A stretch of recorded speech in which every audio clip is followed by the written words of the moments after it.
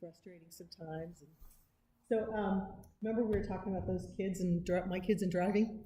So this young lady tapped me on the shoulder when my youngest son was 18 and we were in traffic court because he had gotten his first speeding ticket and we were asking the judge for traffic school, you know, that thing, so it doesn't go on your record. I've done it twice. And so we were there and she tapped me on the shoulder and she said, Mrs. Dudley, you don't probably know me, but I just wanted to tell you thank you because something you did when you were on the school board really affected my life.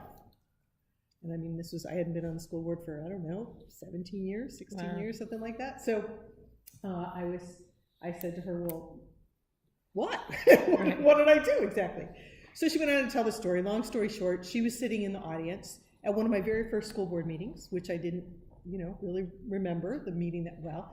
But then she said, two teachers came forward and they were talking about having a parenting teen program, because we were losing a lot of our Hispanic population, young girls, to teen pregnancy, and they were dropping out of school. And so we had lost 32 in 2 high schools in 1 year of girls who were dropping out of school. So these 2 teachers were bringing forward the idea that we would have a program where it would be part of our home ec, and students would actually take care of babies while their mothers and fathers went to classes, and they would, rotate in and sort of give them a dual education of how hard it is to take care of babies, but also sort of the consequences of what happens when you have a baby at 16 or 15. And so these 2 teachers were bringing it forward. Now I'll preface this by saying that it was not was going to be a popular subject with my board. I was the only female on the board, and I was the only person under the age of 60 on the board. Wow. And I was the only person on the board with children in school. And I had personal experience with a program like that, because remember I sat on 2 school boards. So the first school board that I sat on, I was real involved with a women's organization there, Seroptimist, at the South Shore of Lake Tahoe, and we were the mentors for the parenting teen program that was happening in our high school on South Shore, the first district I was on the board of. And so I had been a volunteer. So after these teachers did their presentation, I said to my fellow board members, so I have firsthand experience in this. I was a volunteer at the program across the lake here at the South Shore, and it decreased our teen pregnancy over a 3-year period by like 60%. Just the fact that we had mentors for these girls, and they took them to the prenatal, gave them some inspiration. It really had an effect in our district, and so I would encourage us to make it happen here. And I don't know if they were throwing me a bone because it was one of my first board meetings, or they really agreed with me, but it passed 3-2. So we were able to pass the program and have it implemented in school. So this girl told a story that she was in the audience with her mom, because her mom was there on behalf of their church and was speaking against the program because she didn't believe we should have babies in schools. It was not their religious belief. And she said, so I didn't really think, it was going to affect me, and I was there with my mom, and she said, but 3 years later, I found myself in school and pregnant. And if it hadn't been for the Seroptimists, who became part of our program too on the North Shore, who mentored me, took me to my prenatal classes, helped me get into college, and then eventually got me into law school, because she was a lawyer, the woman who was her mentor, I wouldn't be where I am today, which is the assistant district attorney. And so how could I have known, like 20-something years ago, that vote and that one thing that I was passionate about or spoke passionately about at a board meeting would have the effect on that young girl's life, who, at the time was 13 or something when she was sitting in the room with me. So I could never have known that was going to happen. But it just goes to show that every decision that you make here affects the life of a child, or can potentially affect the life of a child. And I often challenge boards and say, there might be 30 of these stories out there for each decision that you make or each year that you spend on the board, and you just don't necessarily always know about them, right? Can I ask you a question about the process of that? Sure. Not to take away from the pearl of what you just gave us, because there was a lot of wisdom in what you just gave us, but just in terms of the practical, how you being new, is that not getting out of the what and the how? How did you bring forth a program? Shouldn't that have been? I didn't bring it forth. The teachers, there were 2 teachers there that were bringing forth the program. It was in our board packet. But you were part of. But I had been part of it at the other district that all I did was, during board deliberation, I said to my fellow board members, I participated in a program like this across the lake when I was over there. And then the two teachers brought the program. Yeah, okay, got it. The two teachers brought it first. They were there bringing it first. It was on our agenda. Okay. I didn't even. And you didn't even know they were doing it. I knew that they were doing it because it was in our board packet. Yeah. What I didn't know was all the research that they had put into it and looking at other districts, and that they had actually gone to my district on the South Shore. Okay. You know, after I left there and had investigated it. And I said, it's so interesting that they brought forward the stats from that district, because I could tell you, even before I was a board member over there, I volunteered in the program through Seroptimists. I was a mentor to some of the girls. So I just didn't bring a board perspective, I brought my personal perspective. I had volunteered before I was a board member. It seemed to work, and I can tell you that the stats that they're sharing with you are true. Okay. You know, so I brought some credibility to their situation. Just because I'm thinking in terms of things that I'm passionate about, but that's me, a board member, not me, a community person. Exactly. So, yeah.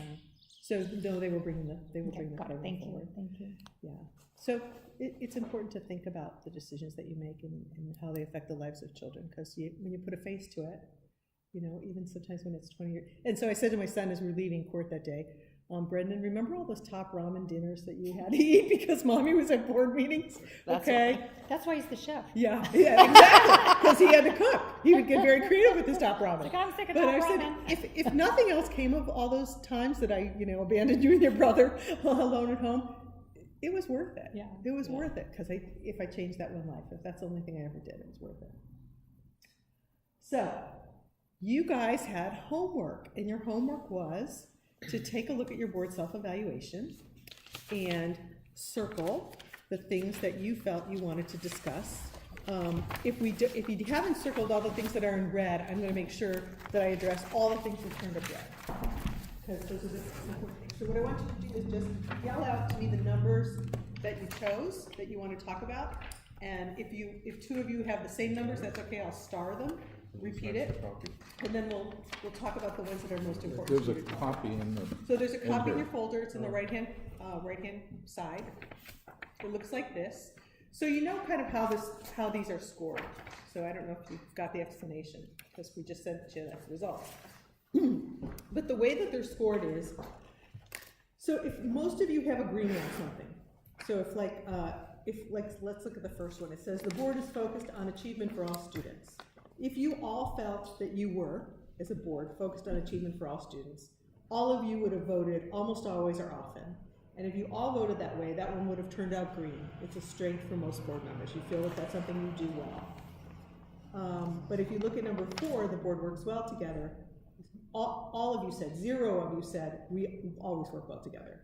1 of you said, we often work well together. 1 of you said, we less often work well together. And 3 of you said, we rarely work well together. So that shows that that is an area for growth, and that you all agree that that's an area for growth. So that one turned out red. The blue ones mean it's a strength for the majority of the board, and yellow ones mean it's cautionary.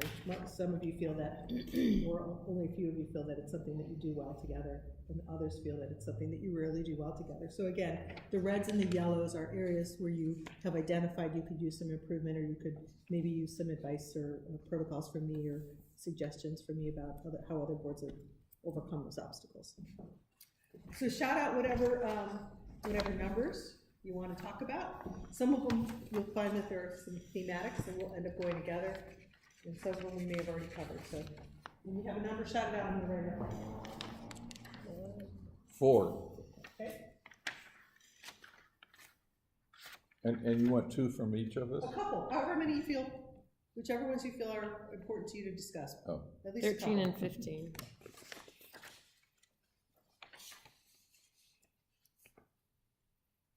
11.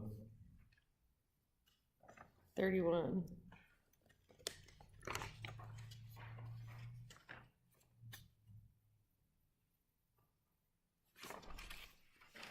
'Did you say 31, Carrie? Yes. Is there anyone important to you too? No, I'm actually just trying to keep track of what's important to whom at the moment.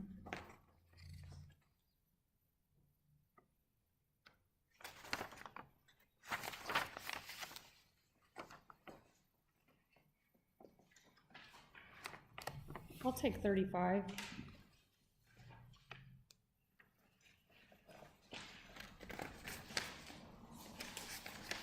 And 34. Okay.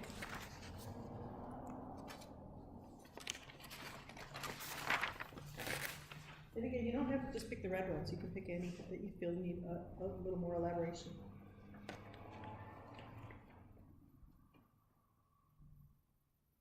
$54.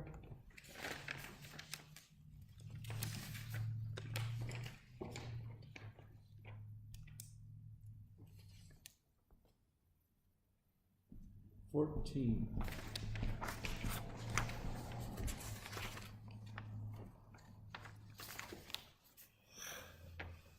Is that a good list to start, guys? Okay. I'd like to start in with 13, 14, and 15, because I think 13, 14, 15, 16, they all were read and they all kind of go together. Yeah. Okay, so 13 was the board manages internal conflict in a productive manner. 14 is board members follow agreements on how they will act for one another. 15 is board members treat each other with respect. 16 is board members demonstrate they understand others' perspectives. So I want to preface this area by saying I think one of the hardest things for me as an individual board member was to train myself, and this isn't my nature, so I'm going to say train myself, to go into a board meeting with a truly open mind. And I didn't learn this until I became board president, especially because as board president, I had to make it my job to distill all the conversations I was hearing in a way that was unbiased, right? And get the board to make a motion and come to a conclusion. And I had a tendency, and I still have a tendency, to, once I have all complete information, to kind of go into situations with my mind made up about how I think something should happen or how I think I should vote. But I really had to train myself to go into a board meeting with an open mind, knowing that certainly maybe I had a feeling one way or the other about how something was going to go down, but to take the opportunity to, in the board meeting, listen to board deliberation, be open to listening what my fellow board members had to say and what the community had to say, and letting all of that sort of ultimately form my ultimate decision on a subject, rather than going in with my mind made up. And I found that it really sort of changed my mindset when I did that. It really changed, in fact, it changed the way I voted on a lot of things, because I didn't come in with my mind made up. Sometimes I could be swayed by things that I heard, and sometimes it would just spark something the community said or something my fellow board members said would spark a notion that I hadn't even considered and really change my perspective about a subject. So I think a lot of these things are thinking about how you manage conflict, how you can come, and if we're hitting the reset button today, how all of you can come into the board meeting with an open mind. I'm going to just say this, in having interviewed all of you, and I think hopefully getting to know you all and knowing some of you from other conferences, this is what I believe about all of you. I believe all of you are here for the right reason. I believe all of you are here because you care deeply about children and you're passionate about the cause of public education for the children of your district. I believe you all have that in common, whether you believe that or not. So in entering this discussion, I'd like us to enter it with the idea that we're all going to presume that we're all here with that intent, and we're all here with the best intentions for the children of the district, and to figure out why we're having conflict around the board handling things, internal conflicts, in a productive way. So now I'll let you talk, now that I've said my little, I'll get off my soapbox. So obviously you don't feel that you're handling conflicts in a productive way, and how can we change that moving forward?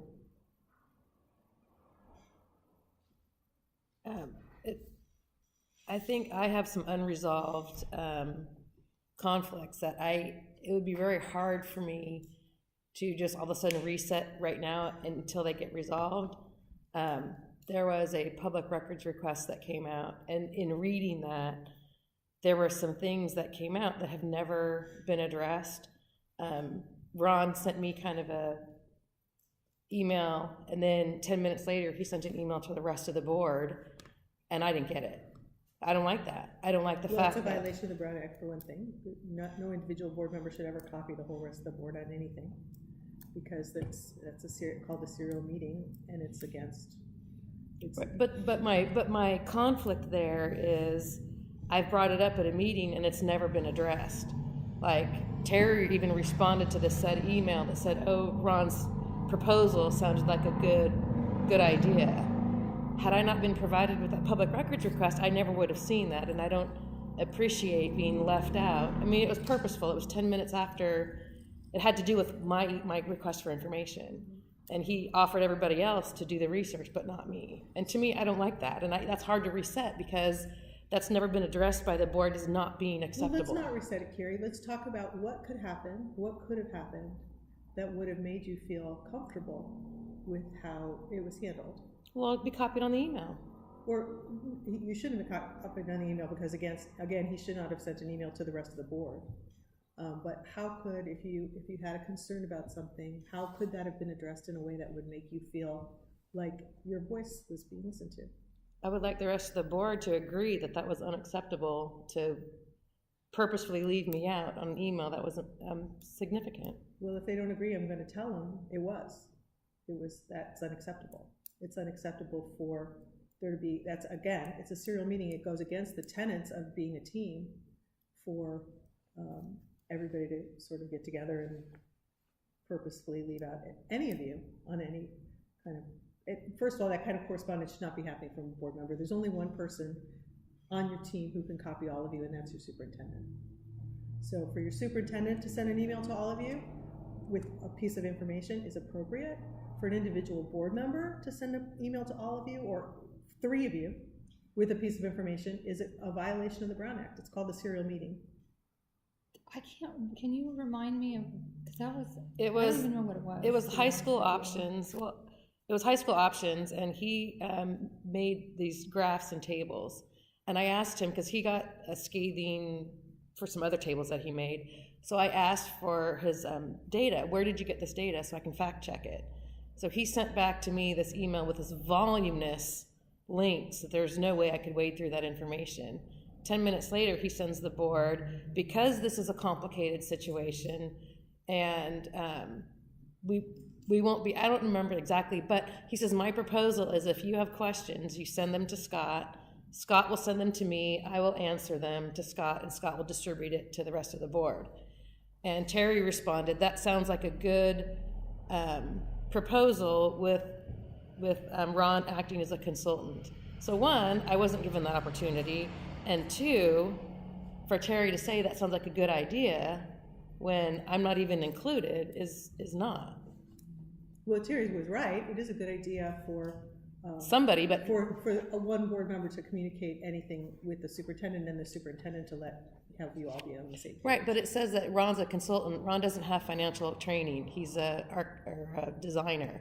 So it's not a good idea because he's not a financial consultant.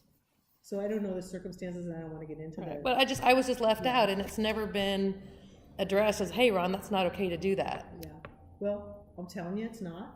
Right. So pass that on, guys. So do you understand why it's not okay for one board member to communicate with the rest of the board? Do you understand? Yeah, because it's... No, but that's okay, but my part is being purposely left out. Well, right. Neither one of those things is okay, Carrie. That's the answer to that question. Neither one of those things are okay, because that's alienating you as an individual board member. It's alienating the spirit of the fact that I want you guys all to come to the dais with the same information so you can make decisions all based on the same information. And so how do you address that? Let's say, rather than take that specific situation. Yeah. How do you address any situation where someone is left out? Yeah. Now we have a concern. How do we reset so that now a board member who's done that can still get the information out to everyone, and now we can make a decision based on the group?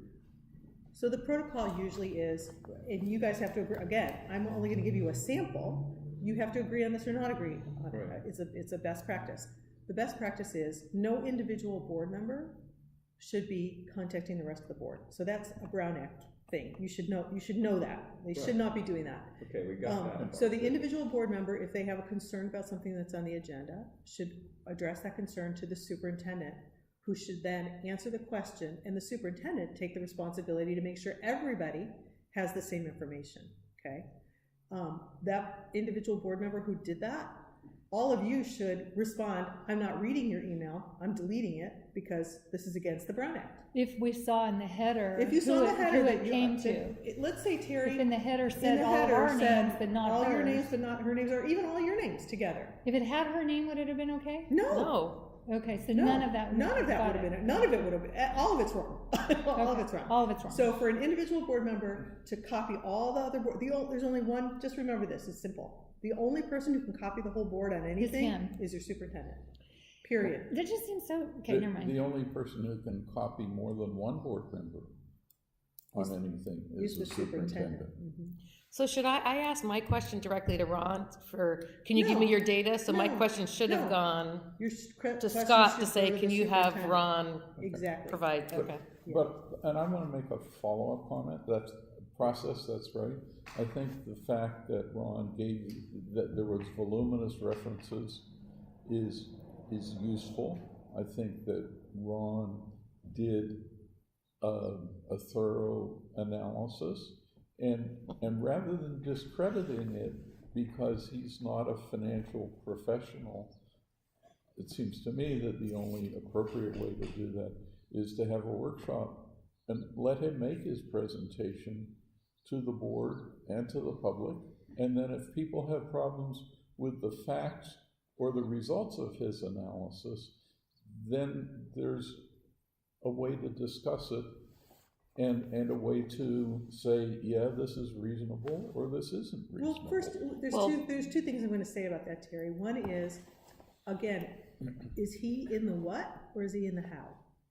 It sounds to me like an individual board member analyzing a recommendation or something that's on there is kind of in the how. It sounds to me like he's kind of in the how, telling staff how to do their job or looking at, I don't know the circumstances, but it's a little bit overstepping the normal range of what a school board member's involvement should be. Okay, so in the whole scope of things, Yeah. this was on the redistricting issue, which I think is that gigantic Goliath that no one has ever really dealt with. Okay, all right. Not to let Ron off the So it hook wasn't- and not to address her concern. It wasn't about a professional education issue. No, It was this a is about the tax rate. That's whole, about tax this rate. is Okay, that gotcha. big little Goliath that different. we all Right, were and the board managing. had asked him to put together that document. That's a No, little no, different. no, no, no. information The prior board to had that. not, that's a different document. This was a document that. That's what I just said, prior to that. Prior to The that. board had asked him to put together information regarding, high school options. Because he'd and been different around types the of longest. Okay, I get it, all right. But those I are get two it now. different That's a whole documents. different thing. Right, but If it it's had been also, analysis of a math program that you wanted to implement, that's a No, no, different no. thing. So this is a community situation. and a long ongoing. Okay, so that's okay.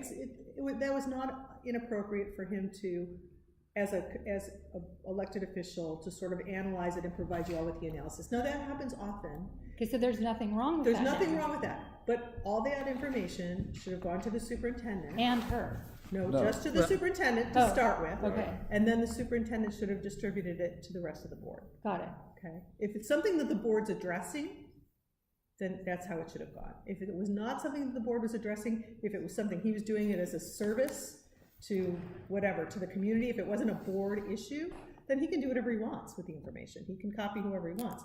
But if it was a board, so I want to understand clearly, this was something the board was going to address. Yes, and he was Okay, then asked to it do. should- No, he was not asked to do. Well, it doesn't matter whether he was asked to do it or not asked to do it. Terry That doesn't- was the one Terry when he doesn't know. when he came, shouldn't have been on the agenda. He presented as an individual, not as a board member, all those charts and data he had When we going were in the against gym? Carrie McDonald's When we were in the gym? legislation, yes. He was not asked to do any of that. And it wasn't even correct because Jason List had found problems with it, who is our financial guy. Well, no, wait, okay, but let's. But I'm there's sorry, there's no, a lot wait, of Carrie. problems Jason there. is not a financial expert in this area, and you contacted him and asked him to provide information with not, I don't know how you presented yourself. Would you like but- me to tell you? Well, no, I'd just like to say my Well. point first, because I don't think you ever told us, but it's inconceivable to me, hard for me to believe, that one of he's our financial advisor on bond matters, not on tax rates. Right.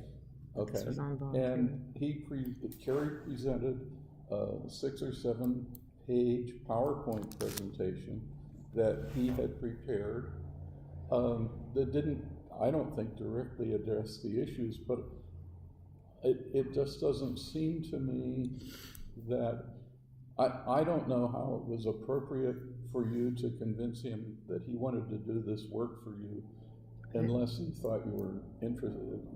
He knew that you're a school board member. I think I recorded the conversation if you would like to hear it.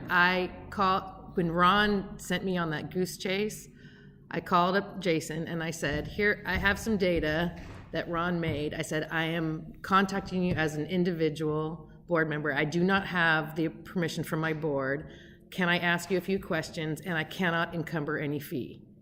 Well, I said, so, and I presented him that information and he took it and did what he did with it. I was upfront and I told him, I do not have permission from my board. I just don't understand this graph. Could you help me understand that?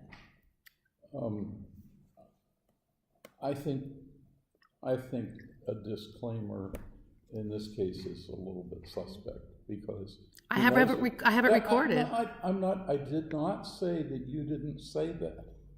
In no way did I say that. But to think that your position as a school board member that he is aware of, and someone who could affect his future business with the school district, he knows that whether or not you tell him what the grounds are on which you're approaching it. So I want to reiterate what you just said. You never take off your hat of school board member. You don't. Once you have it, you have it. Well, I know, and I said that. And so even if you say, like for instance, I would go into my kid's classroom and say, I'm here as Brendan's mom today, I'm not here as a school board member. Right. You know what? I was still a school board member. They're still going to try to, bend my ear with what's going on and what's wrong in the school. So you can never take it off. And it's always an influence. That's why, again, I don't allow. I said individual board member. It doesn't matter. I said board member. Yeah, I wasn't denying that I was a board member. Yeah, but Okay. any way you look at it, it's, again, you don't have any individual authority. So what I'm going to try to do is just give you a road to navigating what happened so that you could navigate it a little bit better in the future, right? Because that's what we're looking at, is trying to improve our processes. So if you had a question about a piece of information that a fellow board member or the staff, for instance, had presented and you were not comfortable with it, the best place to go with that would be to your superintendent and your board president. And for the three of you to figure out what the road is to the truth, right? So working with your superintendent and your board president to figure out, not as an individual board member, go out there and investigate, but work with your superintendent and your board president, or just your superintendent, bring the board president in if you feel that that's appropriate, to decide how are we going to get to the bottom of this. So that would be that makes sense. That would be which we did ultimately. Yeah, that would be how I would request the piece of information. But we did bring in legal counsel who was informed in the areas of taxes to make an unbiased presentation of what the tax situation would be if we chose to pursue that reorganization plan. Right. So that would be the appropriate way. And then again, caution your board member who's not here that it's never appropriate for an individual board member to copy more than one other board member, right? Right, we followed up with training on all that. Yeah, and so the protocol should be that all requests for information go to the superintendent and the answers come through the superintendent. And, and it's a relationship thing too, Carrie. I mean, if you can't feel like, you have to feel like, and it has to be a two-way street between both of you, that you can go to each other and trust each other that you're going to work on the problem together, rather than bring it up at a board meeting or bring it up, in public. If you feel like you have to, if you're not getting resolution, then of course I'll say to a board member, if you need to bring it up at the board meeting because no one's listening to you, then that's what you have to do. But first, explore the opportunities that the board president or the superintendent will work with you, listen to you, and try to get to the problem before you bring it up. Again, it goes back to that community confidence issue. So I think in these 13, 14, 15, and 16, they all go back to process, right? And all of us understanding the process and and following the same process. So I'll give you guys the sample on that, but I think you get it with regard to how things should happen. So I want to finish it. Any other things that you have about that you think I can help you with?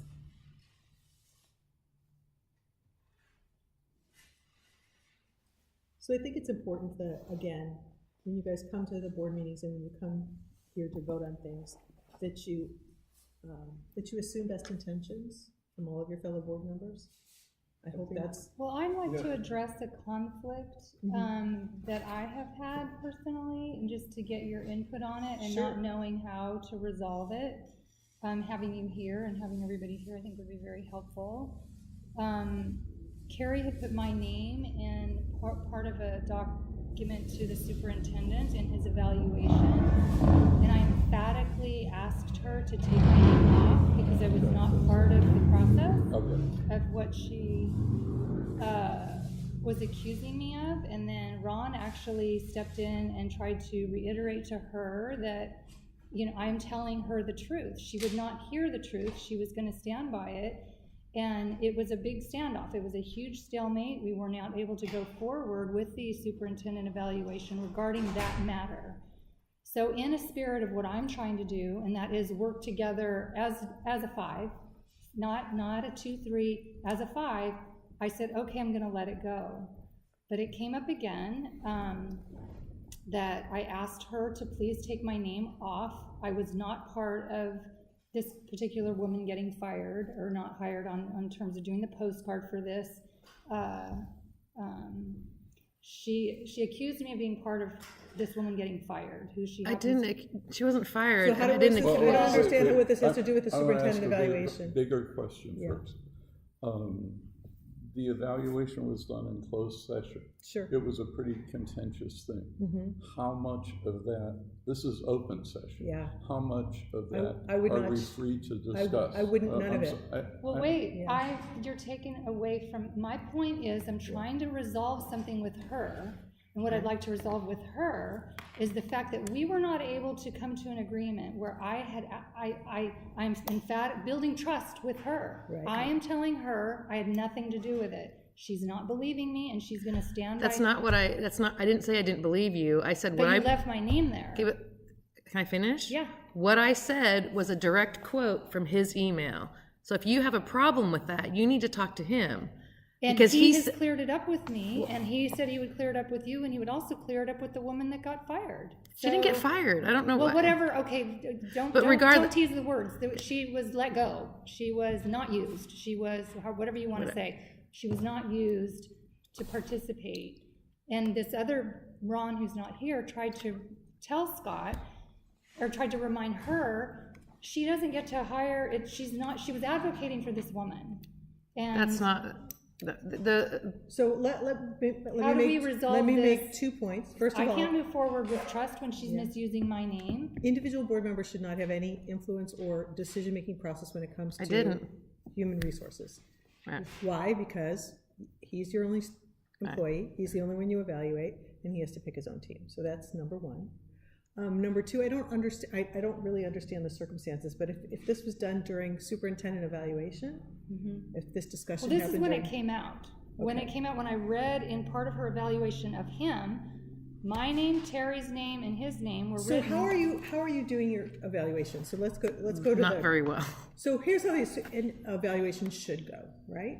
But I don't want to lose my point. Okay, I don't want to lose your point. I don't want to lose your point. I want to get along with her and everyone here. I love that. Okay. That's great. So don't want to lose that, but go ahead. Okay, so here's how a superintendent evaluation should go. It should be based on the things I talked about, which are the goals and the achievement of those goals. So did we move the needle in this direction, and how much, based on the timeline that we had? And that's what it should be based on. It shouldn't be the superintendent fired this person or made this decision, or it should be based on the goals. Now, there may be other things involved with your superintendent and your feelings about decisions that they make.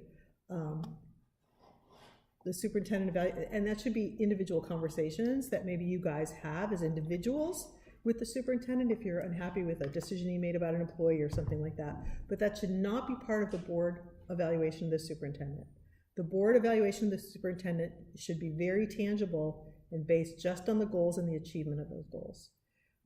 too often, and I do a lot of superintendent evaluations, I sit in on them so I can help facilitate.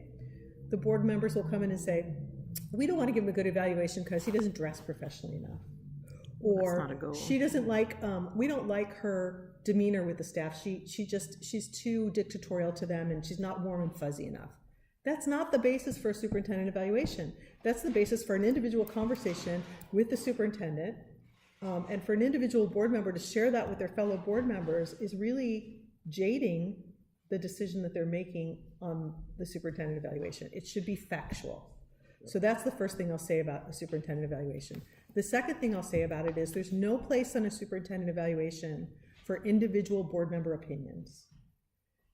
When a superintendent gets an evaluation, it should be based on what you all agree on as a board and something you're all willing to sign that you all agree on. It's a joint opinion, not an individual opinion. See, that's where the rub came in for me, because I went ahead and signed off on it in a spirit to move on. I didn't want to because I didn't agree with some stuff in there, which there was a lot that a lot of people didn't agree with. There's a lot of conflict around it. Right, because, well, you know what, this happens often. I mean, one board member hates the superintendent, the other of you like them, and they have a personal axe to grind, and they want their minority opinion in that evaluation. That's not the place for it. Okay. If they have So a you're problem, saying it should be a consensus? it's a consensus document. That's not exactly what we what it did. is. Well, I'm trying to save you from yourselves in the future, okay?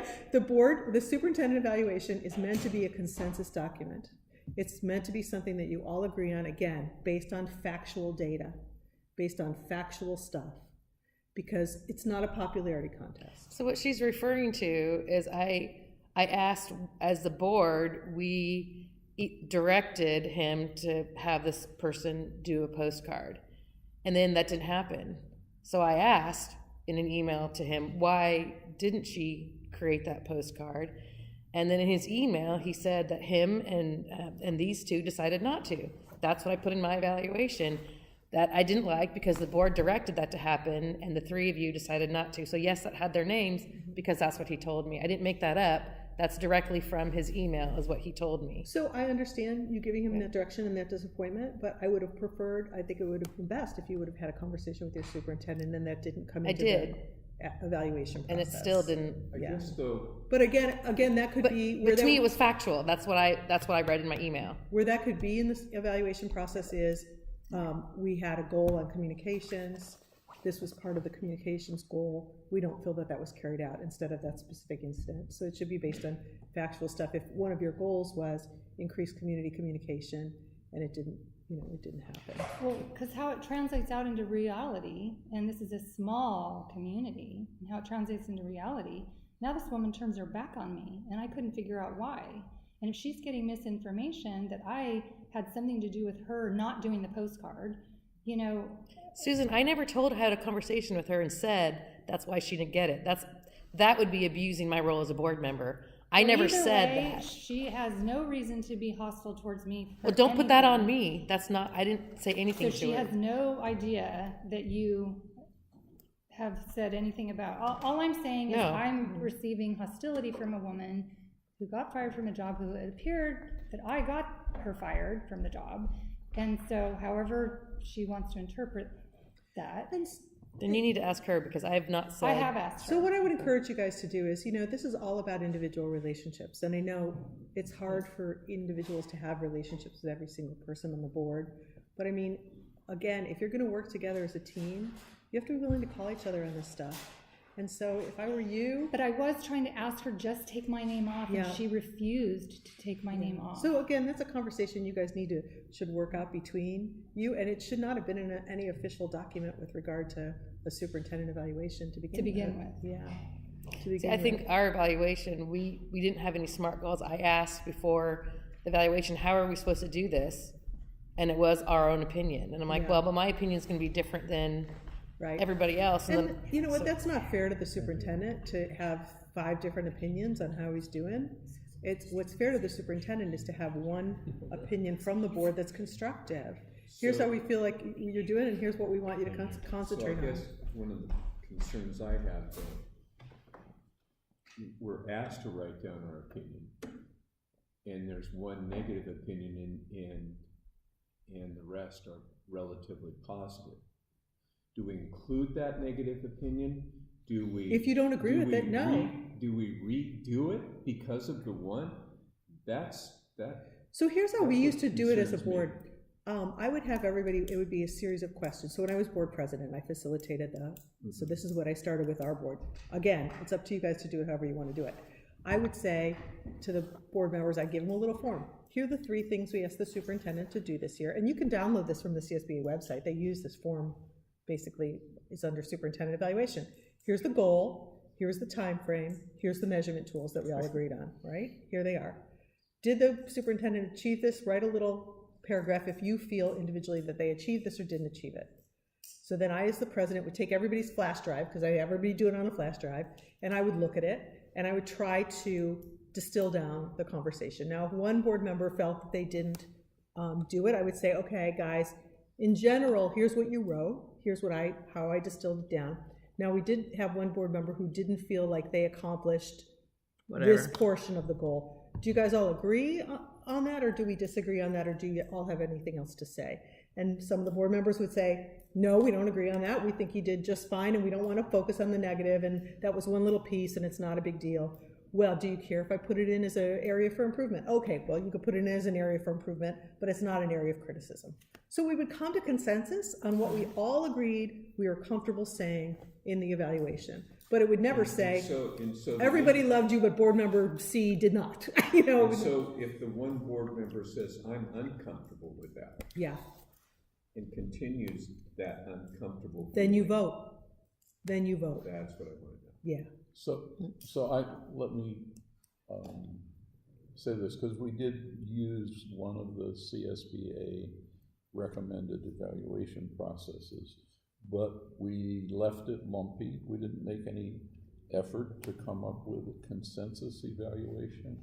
And one of the things that drove me in that direction was because our previous superintendent had said, no, I really want to know how individual board members feel about me, because I can't react to some homogenized thing that doesn't have any warts or lumps and bumps or big smiles or kisses. Yeah.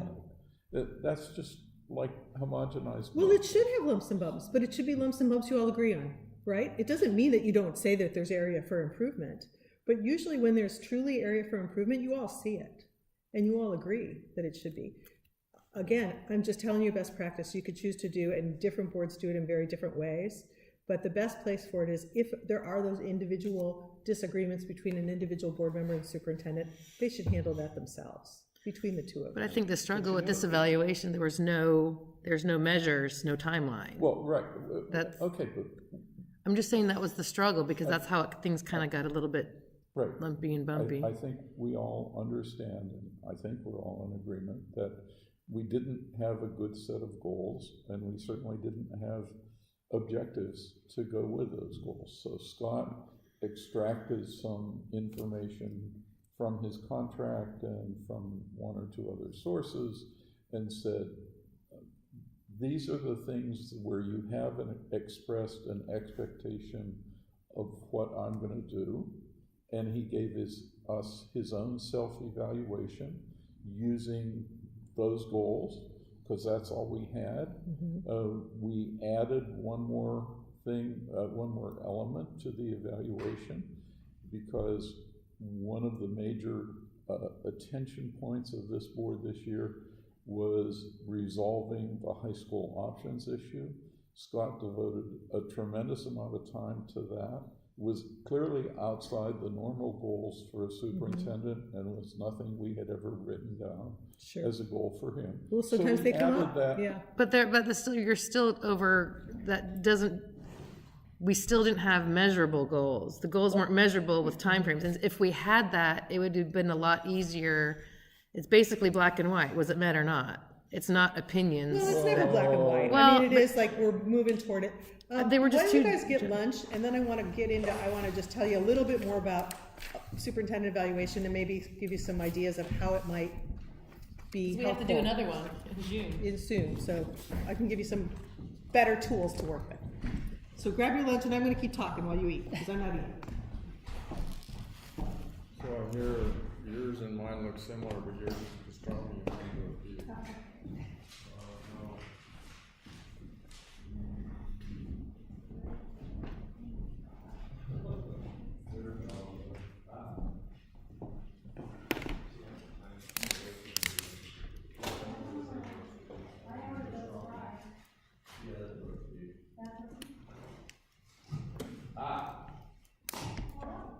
No.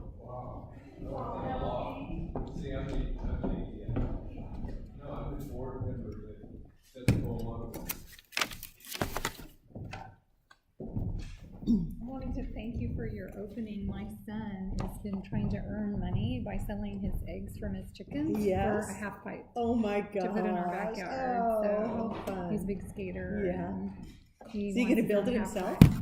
My Well, kids he and had my- one for a he long and his time. dad. How much is he selling his eggs for? $5 a carton. Nice. Yeah, he's doing well. Yeah, it's good. Because we have so many chickens, so I do a little bit of the work for him. And I haven't gotten into the checks and balances, like, okay, well, you owe us for fees. So Yeah. after he pays for part of the half pipe, Yeah. then we're gonna start getting into, okay, well, you owe us for I the tell you what, I've been food. tempted. They have this, believe it or not, at Marshall's, at Christmas time, they have this kit for an urban coop, like to Oh. have a chicken coop in a small area. And I'm like, honey, we should get that. My husband's like, you have enough projects. We're not getting a chicken coop. So, I love my so I'm chickens. gonna ask you. Yeah. Do you know Burnquist? Do I know Do you who? know Burnquist? No. The skater that was, Oh, Bob Berquist? Yeah. Oh, Berquist, yes, I know Bob. Mhm. okay. Yeah. It interests me, the friend that I started off in school,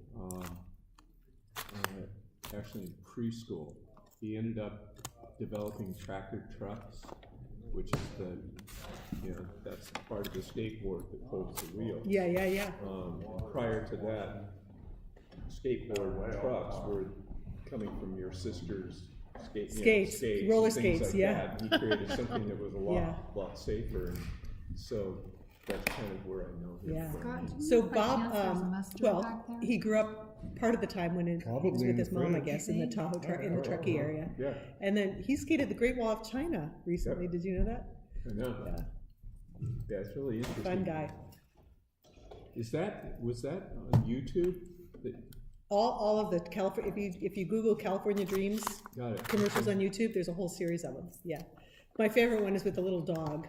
It's a little dog, and he's traveling California in like the back seat of his owner's car, and all the things he sees in California, like the big That's trees and Yosemite, and it's all just to music. It's really cute. So I'm incubating eggs in my classroom right now. My daughter gave me these earrings a while ago. This one's an egg. Oh, cute. That one's a chicken. Oh, that's adorable. Are they glass? Yeah. Yeah, they look like glass. Oh, thank you. Carrie, did you get that? I did, thank you. So the thing I wanted to say to you guys while you're eating is superintendent evaluation. Should we wait for Susan? Yeah. Wow. Well, this is just casual conversation. Okay. Superintendent evaluation is I hate the fact that boards think of it as like, this is something we do once a year, something we do twice a year. Because if you're really a team, it should be an ongoing conversation, all the time. It should be every month, basically. An ongoing conversation about how are we doing toward, and I don't know if you've seen one of these, but I put it in your packet for you. A governance calendar. Have you seen this? I don't know if you have one. We use one. Do you have one? Yeah. You have one? So, Probably that. yeah, probably this one is our sample. But it's an ongoing conversation. So, in July, we talk about deadline for adopting the budget and aligning district mission vision with student learning and achievement goals. I mean, so every month you have on here sort of the things that you're going to be talking about in that particular month. We forgot to And look I at would that say this every meeting. month it should be something like, We forgot to do that this meeting in future agenda items. yeah, so how, Superintendent, Scott, how are we doing on, I'm going to use school safety again because I use that as an example. How are we doing on school safety? What have we done this month to sort of move that agenda forward? And Scott could say, well, we got estimates on the bulletproof glass, and, I talked to the teachers about carrying guns, or whatever it is that you've decided you're going to do, and give you a little progress report on a regular basis of how things are going, so that when you sit down and you do a formal evaluation, and I usually suggest that you do that sort of quarterly, not the written evaluation, but on a quarterly basis, you all sit down together and say, how are we doing on our progress toward our goals? And Scott could say, well, we're not doing real good on this one because, you know, we had that budget cut, or we had that issue and we weren't able to buy that $30,000 bulletproof glass, so let's look at some alternatives and what they are. And it's a superintendent evaluation on their goals, if they're simple enough and if they're tangible enough, is just an ongoing conversation. And so when it comes to the end of the year, when you do the actual written goal, it's nothing you haven't already talked about, right? So that's, you know, that's sort of my take on superintendent evaluation, is it's ongoing, and it's you guys always asking, how are we doing? And your superintendent letting you know what they need from you to keep the momentum moving forward. Is it a good idea to keep that on the agenda all the time? Superintendent evaluation? Yeah, just so we can. You could call it superintendent update. I wouldn't call it evaluation every month. Otherwise, the public's going to think, "Oh my God, this poor guy's he's on suspension, or he's on under constant scrutiny." But I think it's a good idea to just, and you know, it's just something. And we did basically try and do that. We had it on quite a few times. Well, but are we talking closed session or open session? It's open session. She's talking about, that's what I perceive, Yeah. she's talking about an open session discussion. No, you can have a closed session, if you could have a closed session if you're talking about his progress toward goals. If you want to have, just Maybe have superintendent progress? superintendent progress evaluation, or progress toward evaluation goals, something like that. And you can do that in closed session. More of a Yeah. Right, and that's what we had done. But again, usually it's an informal conversation that you have, and you want the public to hear about it. You want to hear about his challenges. He wants to hear from you what you think the possibilities are, some other ideas that you might have with regard to resources he can use and putting that stuff forward.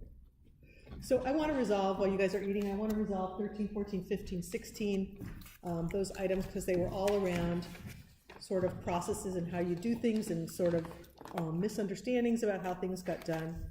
If I were to just sort of put it in real simple terms, when you have disagreements or things with one another, try to resolve them between each other.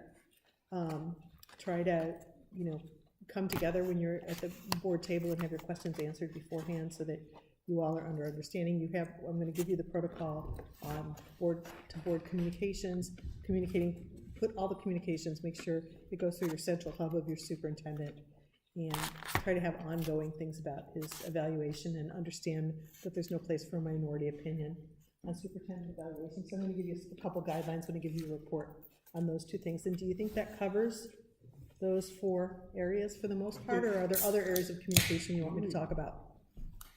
15, I see as a little bit different. Board members treat each other with respect. Don't know that we do that very well sometimes. I don't mind. I guess I don't mind concerns from one board member to another board member, but when it becomes personal, I think there needs to be some other stage to do that, not in a board meeting. Well, the example Carrie gave is an example of her board member not treating her with respect by not copying her, you know, by alienating her from the information he was providing with the rest of the board. I mean, that's a clear signal that we're, you know, 4-1, we're against you. But particularly when you're doing it in public, Yeah. that becomes a problem, Yeah. I think. Yeah. And because this is such a small community, you can't go into a business establishment and not hear how they feel about you or your. Usually it's not directed toward you, it's directed toward other people on the board. So the two people. They want your opinion of it, I guess, is the way to look at it. Like, what's really going on there? kind of Yeah, thing. exactly. And so one of the problems that I see is that when it becomes personal, like number 15, you still got to show that you respect the person's opinion or concern and let it go, I guess. Or get to the bottom of it and feel like it's resolved, either interpersonally or. And that's what I see is happening at times, is it doesn't get resolved. Yeah. And nor should it get resolved in a board meeting, Yeah. you know, because it becomes personal. Well, again, I'm gonna give you guys the best practice, you know how you say in your family, don't air your dirty laundry in public? You're kind of a family, in that respect. And so you have to work within that dynamic. It's not always easy. I mean, lots of families hold grudges for years and years and years among to one another, and we're all human. It's easy to, and if I were Carrie, I certainly would have felt very alienated from the rest of the board, and like maybe there's no one I could trust, and to maybe the board meeting was the only place you felt like you could bring that to everybody's attention, right? Because you didn't feel like you were being listened to. So it's all about interpersonal relationships. But I would say the two people who really have to take responsibility for the interpersonal relationships in this group dynamic are your board president and your superintendent. As board president, when I was board president, I had to really work hard. We had a new board member who got elected halfway through my cycle who came in against all of us. She was sure that we were all prejudiced against her school and her neighborhood because it was primarily Hispanic, and that we gave all of our money to our other schools and not her school. That was her perception. It was a big misperception because I'd been on the board for 8 years already. I knew where our money went, and it went to all of our schools on a very equal basis, and really more to her school because it had more need. But she didn't know that, and she wasn't aware of that. So she came in with guns blazing. And so I made it my personal goal to get her up to speed on all the things that we had done for her school and all the things that the board had intentions to do for her school, and let her know that she really didn't have to fight as hard as she thought she needed to fight because it was on all of our radar. And that the best way to have her concerns addressed would be to come to me and for her and I to sit down with the superintendent and address them. And so we all understood we understood what her concerns were, and she understood what our intent was. And so I think that's the, if your board president and your superintendent will take responsibility for trying to maybe nip those things in the bud and take responsibility for clearing up those misunderstandings, I think it'll go a long way. I know larger districts have a lot more difficulty with political concerns rather than some of the concerns that we have. Right. And unfortunately, though, even when that happens, it does become personal. And it becomes polarizing. Yeah. Exactly. Yeah. LA Unified has a guy who I love. He's one of my favorite people, Jefferson Crane. And Jeff has been there for 28 years. And his job is, he is relationship, what's his, I don't know what his title is exactly, but this is what he would tell you his job is. He's the director of board relations for the board, for one another. So whenever he sees a conflict, like one board member disagreeing with the other, he sits them both down with the superintendent sometimes, who just sits them both down and says, okay, we're going to resolve this before it shows up at the board table again. And he works it out with them. He's sort of like the board whisperer, where he's resolved some huge conflicts among that board member, but that's his sole job. Of course, when you have a $17 billion with a B dollar budget, you can afford to have a board facilitator, right? Who does nothing but that. But I think it saved them more money. Where is that? In LA Unified, Los Angeles Unified. Now, did they ever separate that into areas? They did not. It's I know that was either coming up for a vote or something like that. Yeah, their budget is larger than many states' economies. Right, exactly. $17 billion. That's literally their Just LA? LA Unified. That's their annual budget. Massive district. It's a massive district. But isn't San Diego the biggest district? No, Even bigger than LA Unified is Unified? the biggest in terms of population and in terms of budget. It's the biggest in the country. It was funny when I did their training there. We had guards. We had 19 guards outside when I did one of these. When I did a board training, can you imagine? Oh, wow. I was like, what is going on here? It was televised. They had cameras. All the TV stations were there and stuff. But it was a whole board. It was a 2-day retreat. I was just one little part of it. But the financial director came in with a dolly, like a big thing that on wheels, and he had what looked like stacks of $100 bills stacked up like 6 feet tall. Oh, wow. And he's like, do you see this stack of money? This represents, I don't know, $150,000 or something. He said, this is how much goes out of our district every 5 minutes. This is how much money we spend every 5 minutes. And you are the people who make those decisions. So it was like, that really brought it home to 2 new board members who are both under 30, who are making those decisions. It's crazy. Well, while we're on the topic of email, isn't any email sent from our school email up for public records requests? Any email sent from any of your, any text, any, even sent from your personal email, Right. if it has to do with any school district Right. business, So, can be requested in the Public Information Act, yeah. right, but so there was an email that was requested, and apparently the board member didn't think it was. We spent a whole bunch of money on legal fees and determining if it was under public records, but if it uses the school email, and this email said, I'm writing to you, it went from home email, copied to school email, and it said, I'm blah, blah, blah, all the stuff, and then signs it as a trustee, sent it, but then he was arguing that it wasn't up for a public records request. So this is a good documentary request from our office. I'll show it to you. Every year we come out with this. It's called the Annual Report Educational Legal Alliance of all the new legislation and legal things that have been set into place by litigation. And it's right here, actually, because I get this one a lot. It's about, oh no, that's special education. What did I do with that one? Anyway, it's I think I picked that up at CSBA. Yeah, you probably did.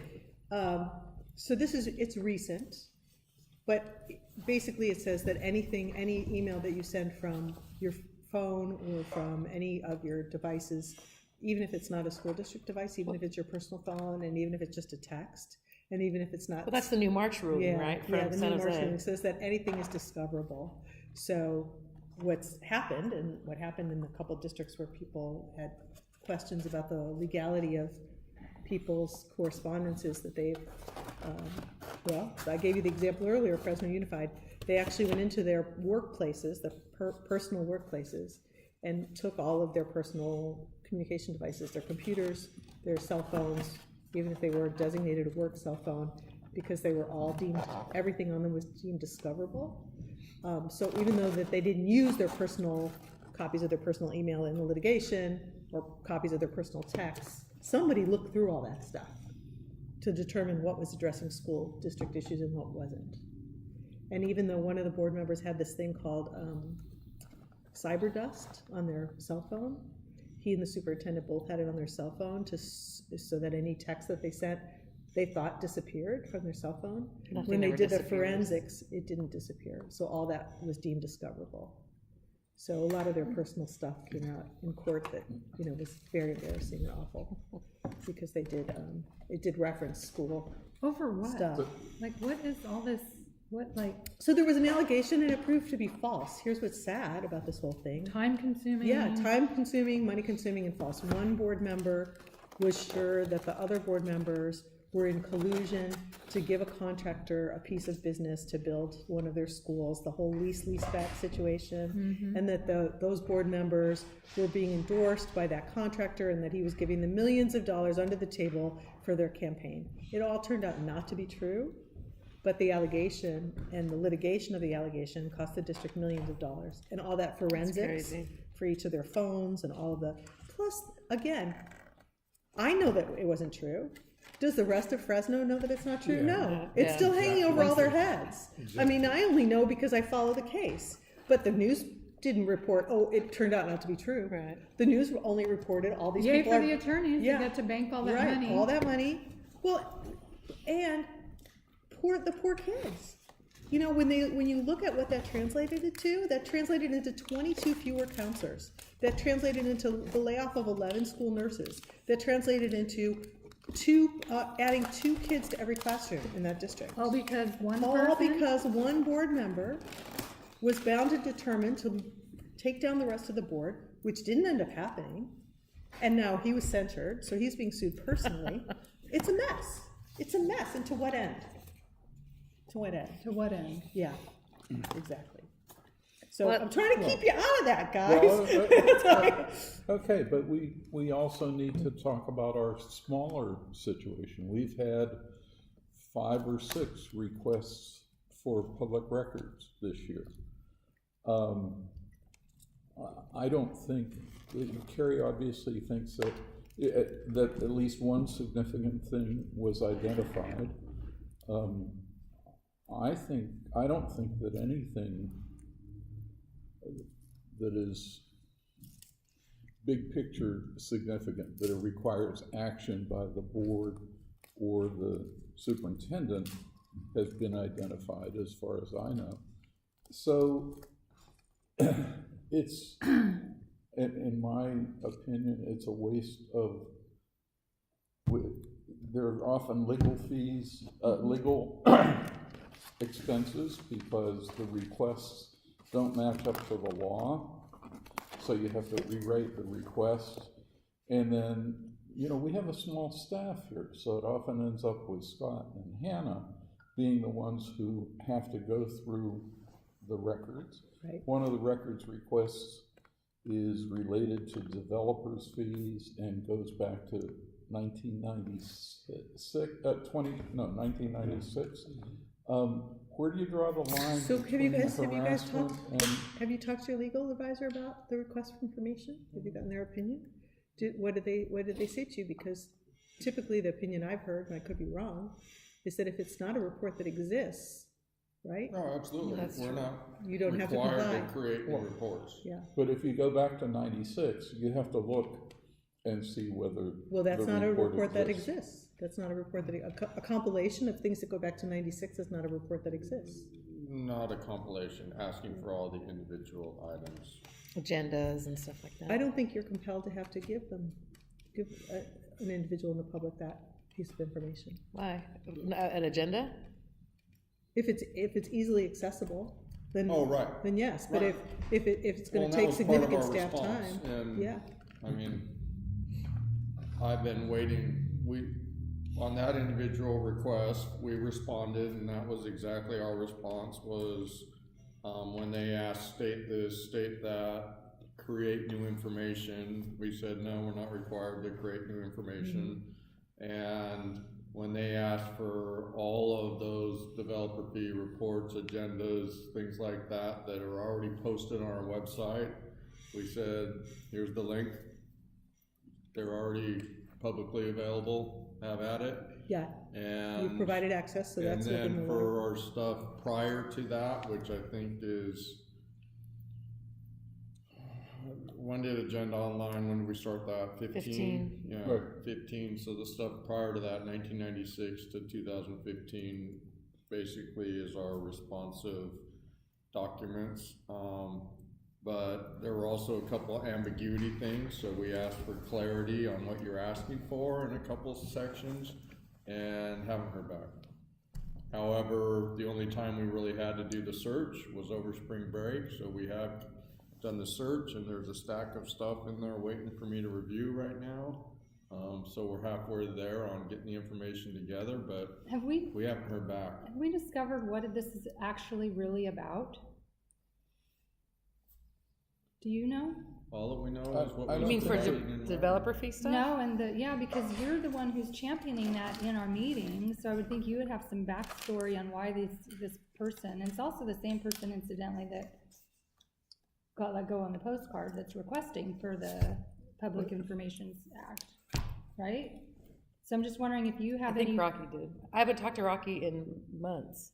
I talked to Same Carrie woman. McDonald. Yeah. Same But- woman, so I have not talked to Rocky. but you're championing this developer fee. I'm thing unhappy and that- this whole records request. I'm just curious if you have, inform us, because I want to know, like, why are we being burdened with the Public Records Request Act? I can't tell Why you these why people- Rocky, I have no idea. I have not talked to Rocky. I am in communication with Carrie.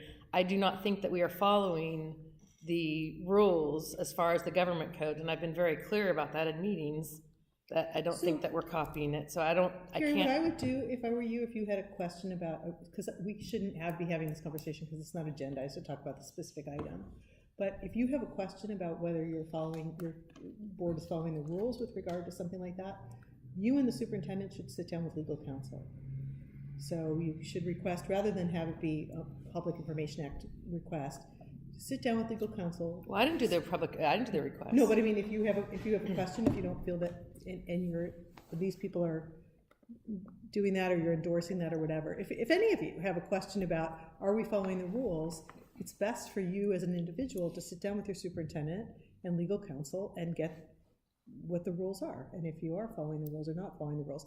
So in terms of the public information request, anybody can request a report from the district that is easily attainable and, you know, takes, again, it's up to you guys to determine the protocol, less than 15 to 20 minutes of your staff time. So let's say a person does. But if it's not, and it's gonna cost money, you can reject that request. Well, They have to go to the grand jury and get an indictment, you know, an indictment to get something that is gonna take 10 hours of staff time. You shouldn't have to, you don't have to So you can respond to that reject that request. request. Yes. right, If we want to end up, I mean, So I've been erring always on transparency. And the side of Go caution. get the, you know, responsive documents. One thing I would comment about those CPRA requests is that the exact same phrases are being used in all of them that we've gotten. So whoever's writing them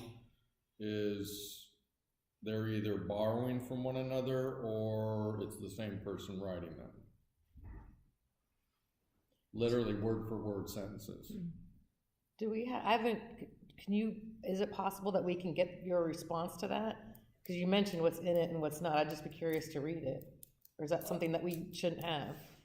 I was relying on my own experience as a previous board member. I wouldn't want to be touching public records requests. I would want staff to handle them, so that's why I The did board, not it's not send appropriate for the a board to be response. handling them. No, I don't want to handle it. Just, he says he responded to it. I would just be curious if that's appropriate for us to. I think he can make you aware that he's getting them and say, I want the board to weigh in on this request. It's gonna take, you know, 5 hours of my time or 10 hours of my time or 5 days of my time.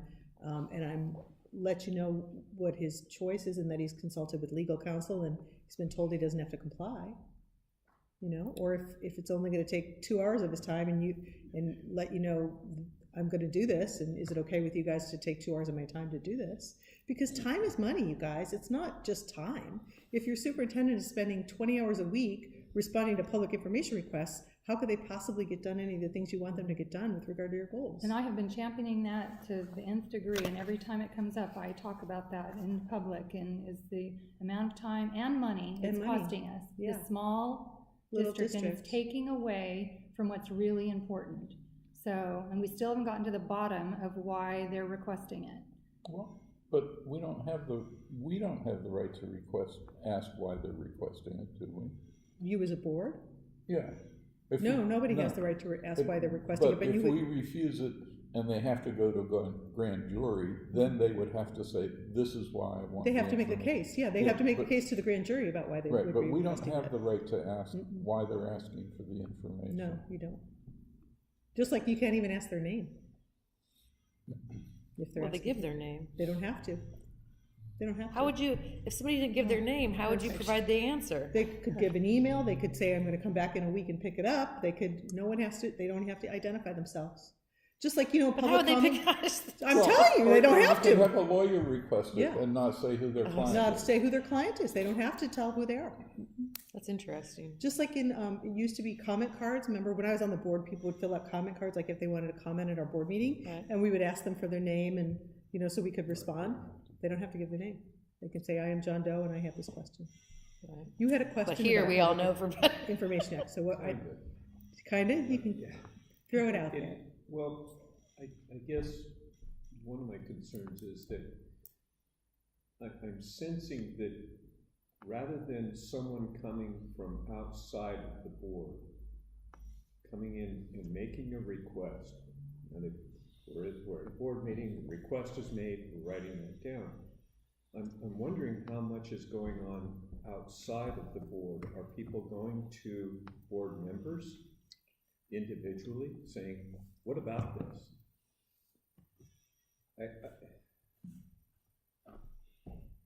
I'm just wondering if board members are dealing with the public individually. I don't know.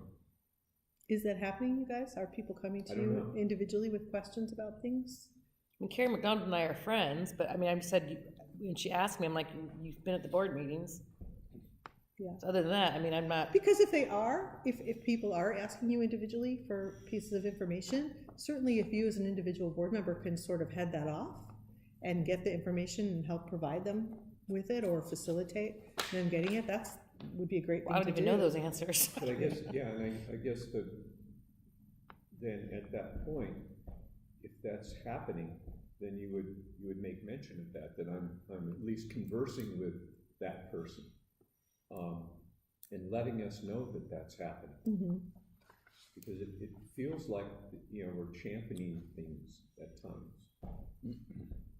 This is a Who we? concern. We've got to do it, but no one else on the board is really thinking about it at the same time. Yeah. Well, it's really important. Like, so when someone would come to me with a community concern about something, it's really important that I remained as neutral as possible. And Exactly. I would always remind them that it's important that I remain as neutral as possible for this reason. Eventually, if that is a big issue, if it's something illegal or something like that, that's going to come before the board, that we're going to have to vote to take action on. Let's say it's a teacher. Let's say this teacher's doing something and people disagree with it, and parents are coming to me and they want to give me a full report on what this teacher's doing in the classroom, and they want me to look into it. I have to stop them at some point and say, I need you to take your concern to the superintendent, and I don't want you to tell me any more about it. And I'll tell you why I don't want you to tell me any more about it, because eventually that may have to come before the board as something that we have to vote on. Right. And if I know too much, I have to recuse myself from that vote. So I have to, like a juror on a jury case, I have to remain unbiased. So You're an integritable woman. well, that's true. That's what you have to do. Well, That's what what if you you're have to dealing do. with people that don't have that type of integrity? Well, here's what I would say to the people who are trying to tell me this stuff. Do you trust me? Obviously, you come to me because you trust me, right? You come to me because you believe I'm someone who would vote in your best interest, in the best interest of our community. If you want me to vote, don't tell me anymore. Because otherwise, Again, you're an I have to integritable woman. recuse myself from the... You're an integritable woman. If you're dealing with a board member that's not walking in integrity, then you're just at their mercy. Well, they have to understand... They're not all going to of be you- that forthright. All of you have to understand the consequences of that. So if I'm, as a board member, and voting on something that I knew a lot of background information and that I was biased on, and I voted on that thing, and that person comes back to, and I can give you a tangible example, that person comes back to sue me, I could be liable. I could be liable for being a prejudiced jerk, for being a biased jerk. Be sued by who? Okay, so I'll give you the example. A teacher was being, by our board, this happened on my board, was being considered for a principalship, okay? And a board member made an offhanded comment about why this teacher should not be made a principal because of health reasons. She was going through chemo, and she didn't think this was a good time to give her a promotion. In a board meeting? In a closed session board meeting, yes. Which should not have been discussed in the first place. Again, this person just made an offhanded comment about this. The board, when the vote took place about who to escalate, this board member, even though she knew all this stuff and she made this comment, the board voted not to give this person this principalship, because what this person said influenced them. That was all in closed session, though. Well, no, the vote was in open session about who you were going to hire or not hire. So that discussion took place in closed session, but the vote took place in open session. So those people who were influenced, I wasn't in the closed session. So those people who were influenced by that conversation should not have voted, should have recused themselves from the vote. Years later, like 2-3 years later, the teacher beat cancer, found out somehow that conversation happened, and sued the district for many millions of dollars because she said the vote was prejudiced because the board was aware of some information that was confidential and they should not have been aware of. Yep. Okay, so it was meant with the best of intentions. It wasn't done intentionally to stop this person from being principal, but it happened. So how would that conversation, or legally, should that conversation have gone down? That conversation should have never happened. Even in how? Even in the context, the superintendent, Because- somebody should have said, Nancy, Too much information. don't tell us, you cannot weigh in on what you know about this person. That cannot prejudice this committee, that cannot prejudice your fellow board members. You So, cannot weigh in on this To conversation. bring it into real time here and what we really dealt with, Carrie was very partial and very championing the legislative option in our redistricting and maintained that, as well as Ron maintained his. And the rest of us, I believe, were simply unbiased and trying to gather information.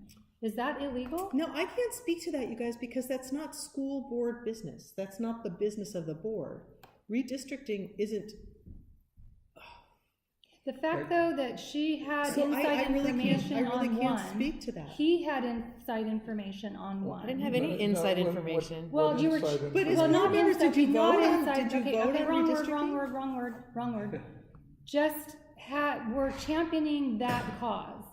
She was championing the. I was listening to all the causes. I don't think championing Which, is the I think correct the term. difference is, what Deb's talking about is personnel issues. Personnel right issues. now. personnel And, versus. and when the board may be relied on to act as the independent semi-final decision in a process, whether it's a layoff process, a termination process, a hiring process. A complaint The process. less you know, the better, except for what's provided during that process, which would be hearing, or in this case, vote on a promotion. Because that just confused When me. it comes to personnel issues, That confused me when we were It- talking it about really the needs to workshop be of a conversation separation. meetings. Like, Yeah. that should just never come up, is what you're Personnel issues. Personnel shouldn't. saying. It issues. never come up. The board should not be weighing in on personnel issues, no, because you are the Court of Appeals when it comes to personnel or discipline. And so, that should never be coming up. So a conversation meeting is more about things that you want to accomplish, not about people. Got it. Yeah. So And that's in terms of this really- redistricting thing, I can't really weigh in on that, you guys, because I haven't dealt with this before, I'm being honest. And I'm not a lawyer, so I don't know. And that seems to me that it's out of the purview of the work of the school board. You know, it's not about kids and programs and things, it's more about the politics of your region, so I really can't weigh in on it.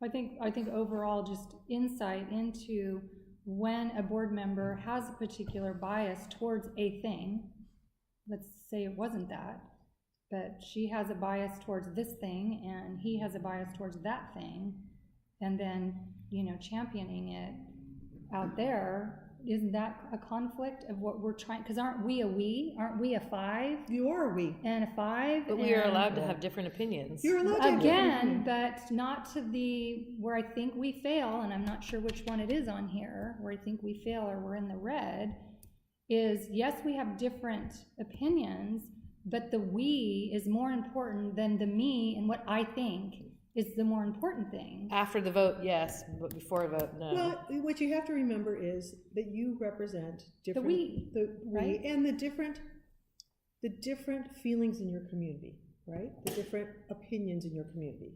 So you're not always going to agree on everything because you represent the different opinions in your community. But when you come together, you have to think about what's in the best interest of the whole. So here's what I run into all the time, especially are you guys elected at large, or are you elected by region? At large. So a lot of districts I work with are elected by area. So area 1 votes for this board member and area 2 votes for that board member, right? So they come to the dais and they say, well, I can't vote for that. We're gonna give money to area 2. My people in area 1 wouldn't like that because we need the money more than they need the money, right? So they're pitted at one over the another. money. I get it all the time because they think they just represent area 1 who elected them. Well, they don't. When you sit at the dais, you take a vow, you take an oath to represent all the children of your district and act in the best interest of your district. Now, that's really hard to do when area 1 is who elected you. So I see those differences of opinion all the time. And where I try to bring them to is, again, you represent all the voices in your community, not just the voices that are your neighbors that live next door, right? You represent all the voices in your community. So I think it's healthy for you to come to the dais with differences of opinion about the people I talk to in the community think this, and the people I talk to in the community think that. But once the vote is taken, again, you have to stand behind that vote. So yeah, come here and disagree during deliberation, but don't go out there and undermine the work of the board. See, and one of the things I think that's a problem in a small community like this is that when people have a concern or come to you, they want to know your opinion. Mm-hmm. And it's really important, I think, particularly being so small, that you don't have to necessarily agree with anybody or say, you know, that's not true, or worse, I agree.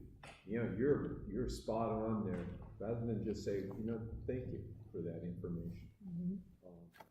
You know, it's something that maybe we should discuss. Yeah. And let it go at that. Well, again, it's one voice to inform your. Pardon? It's only one voice. Exactly. Mm-hmm. Exactly. And unfortunately, there are some people in this community who not only are just the one voice, but they now have grouped other people together to try to make that voice even stronger. Whereas maybe even the larger group isn't even aware of that new small group now is being very vocal. Yeah.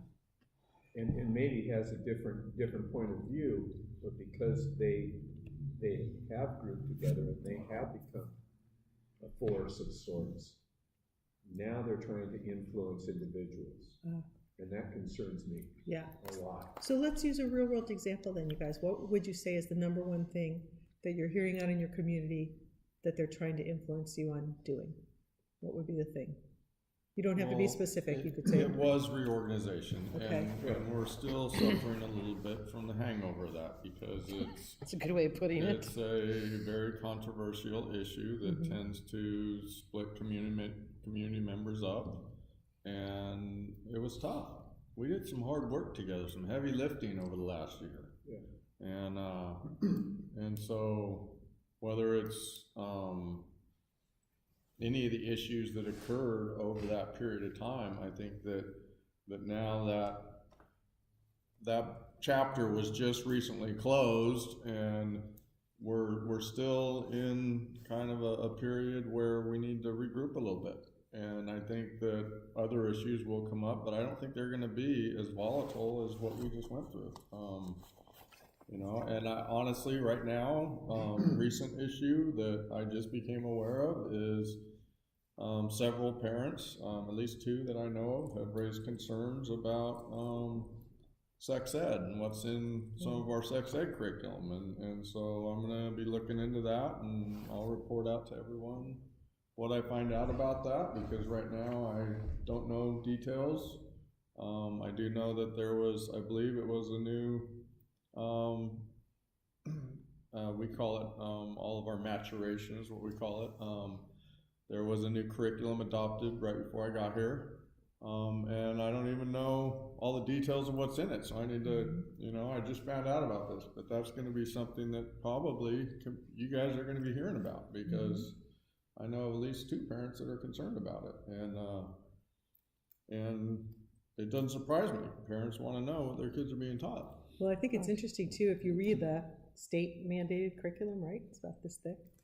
It just is it's a plethora of things you can teach, right? So they give you all the materials that you can teach. But individual districts and teachers who've done their plan, you know, their teaching plans, don't teach 1/100th of it, because you couldn't teach it all. That would be all you would teach if you taught everything in that manual. Exactly. And so parents get all up in arms about this one thing that on page 47, and no teacher in the district has any intention of teaching what's on page 47.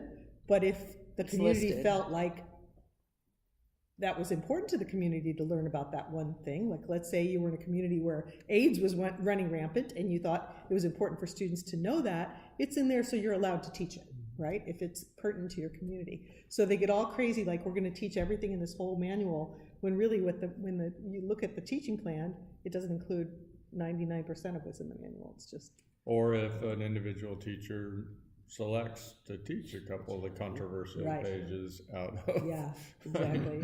I think that may be where we're at. I don't know. I haven't gotten there yet, but I'm sure It's a fun one. That's a fun one to try to explain that to the community, but it's in there. It says you're gonna teach it. No, it doesn't say we're gonna teach it. It says We're allowed to. We're allowed to teach it, and it's all part of the, and that's every lobbying group in the state who's made us put that in there under the allowed to teach stuff, because they think a certain population may need it, so.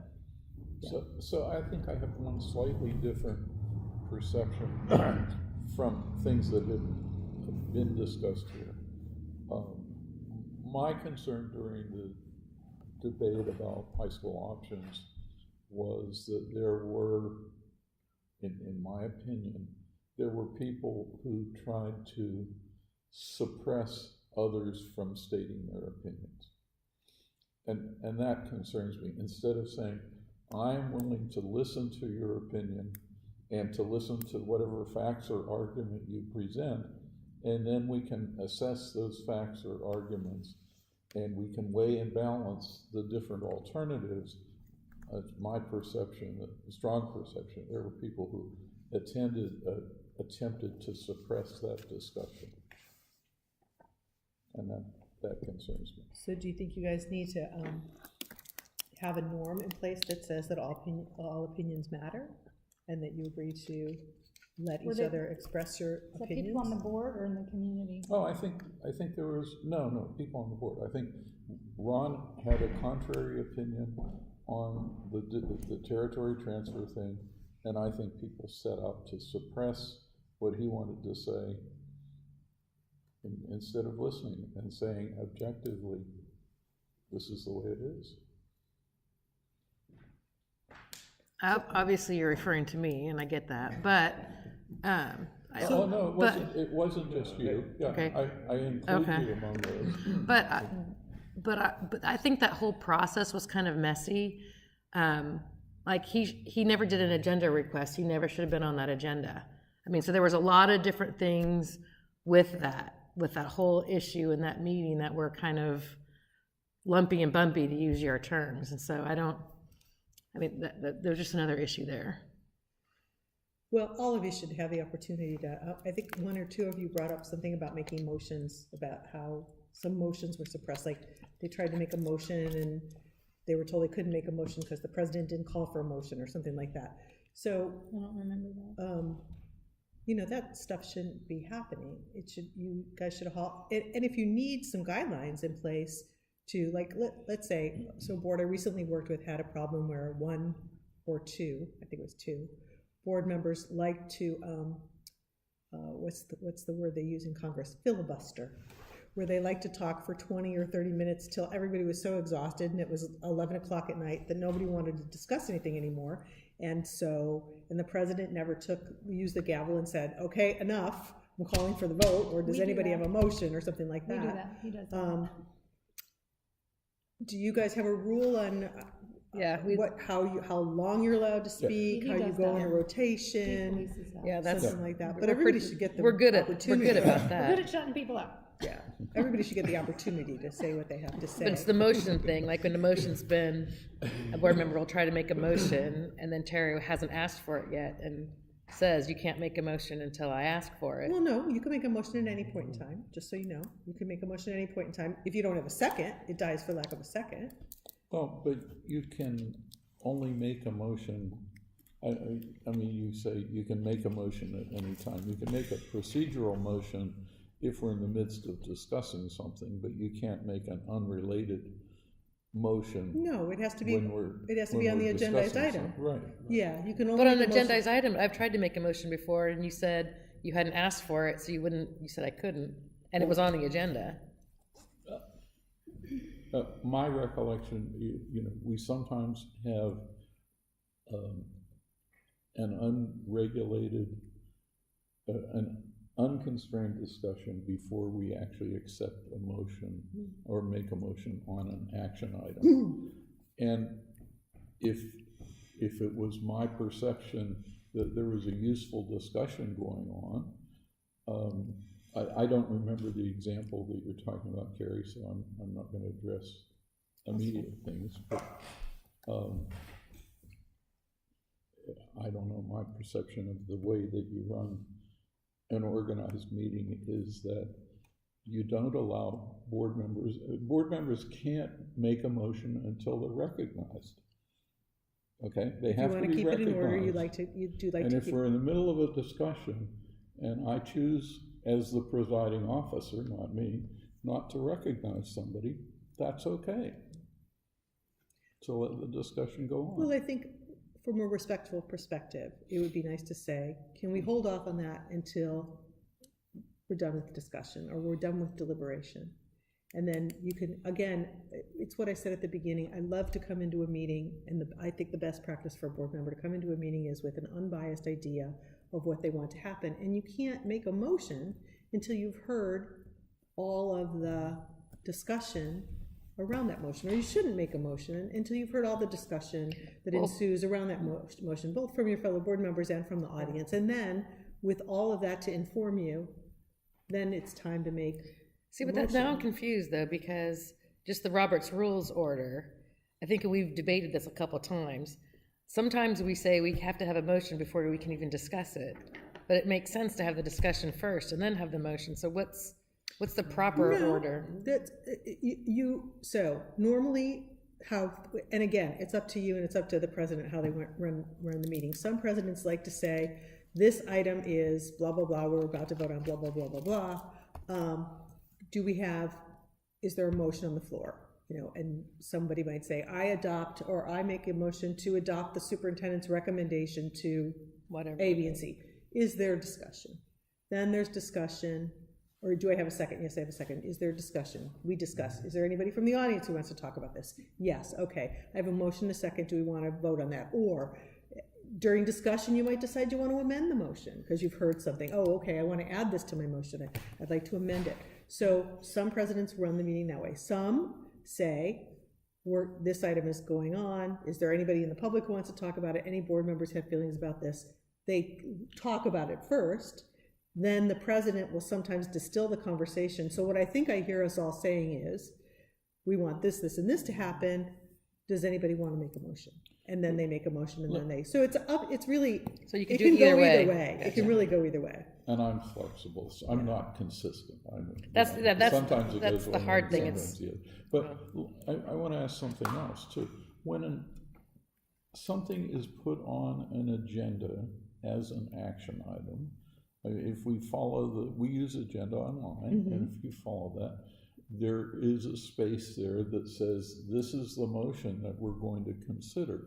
And it seems to me that when somebody is sponsoring an action item, requesting an action item, that they should tell us what their intent is by putting a motion into the agenda so that people know what the intent of the discussion is. Otherwise, you can have a pretty unfocused discussion. Now, if we decide in the course of the discussion we want to amend that agenda item, that motion, that's easy enough to do. You have to make a motion in public. So you can't make a motion and put it on an agenda online. You have to make a motion in public. Right, there's just a recommended action. Right, recommended action motion is different than a motion. So for instance, and the two examples I just used, normally when it's something that let's say we've had a workshop on something and we're gonna go with staff recommendation, we've already had a workshop where we talked about it, or it's a simple thing like staff is recommending, whatever, adopt the calendar.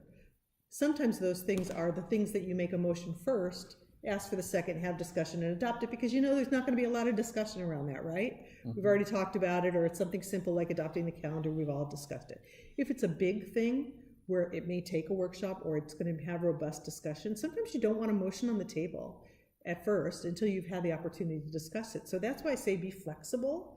Don't always do it one way or the other. Usually the motion first and then discussion is for things that are a matter of course and are going to be easily adoptable.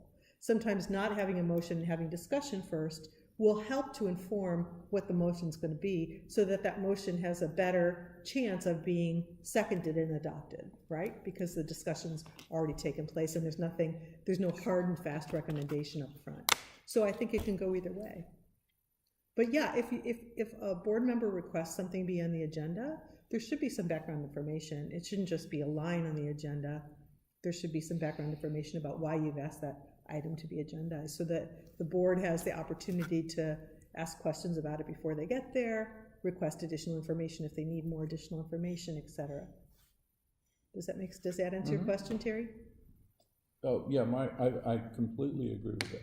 My only question was, especially if you have a long, complicated motion, I really like to see it printed out somewhere so that we have a chance of getting the motion correctly recorded. Right. So sometimes I would ask as president to the executive assistant, can you read that back to me so we all understand what we're voting on? Or I would try to type it on, put it up on the screen. Put it up so on the that screen, everybody can see it. Or if it's really, really complicated, I'll say, can we distill that down into something everybody understands? Because if we're gonna vote on this and understand it, I wanna make sure the public understands what we voted on. Or sometimes you need a couple of motions. Do you know what I mean? Like sometimes you need the motion to adopt this, yes. Here are the 3 caveats. Do I have a motion to adopt these 3 caveats that go along with it, kind of thing? So sometimes it's more complicated than that. Does that clear that one up? Okay, I lost track. Where the heck are we? Good conversations, by the way. And I think we dealt with 13, 14, 15, 16. And I think we've dealt with number 4, the board works well together. Obviously, that hasn't happened in the past to your level of satisfaction. So let's try to think about some of the things that we've agreed on today or that we've talked about today to help us work better together in the future. Yes? Okay. So what's the next one? So I'm going to check these off my list. The couple things that I'm going to provide you with is protocol and request for information, guidelines for superintendent evaluation, and norms are a sample norm on all opinions matter, listening to each other's opinions. Okay. Okay, let's go to number 31, which is the board effectively manages community input at board meetings. Tell me about that.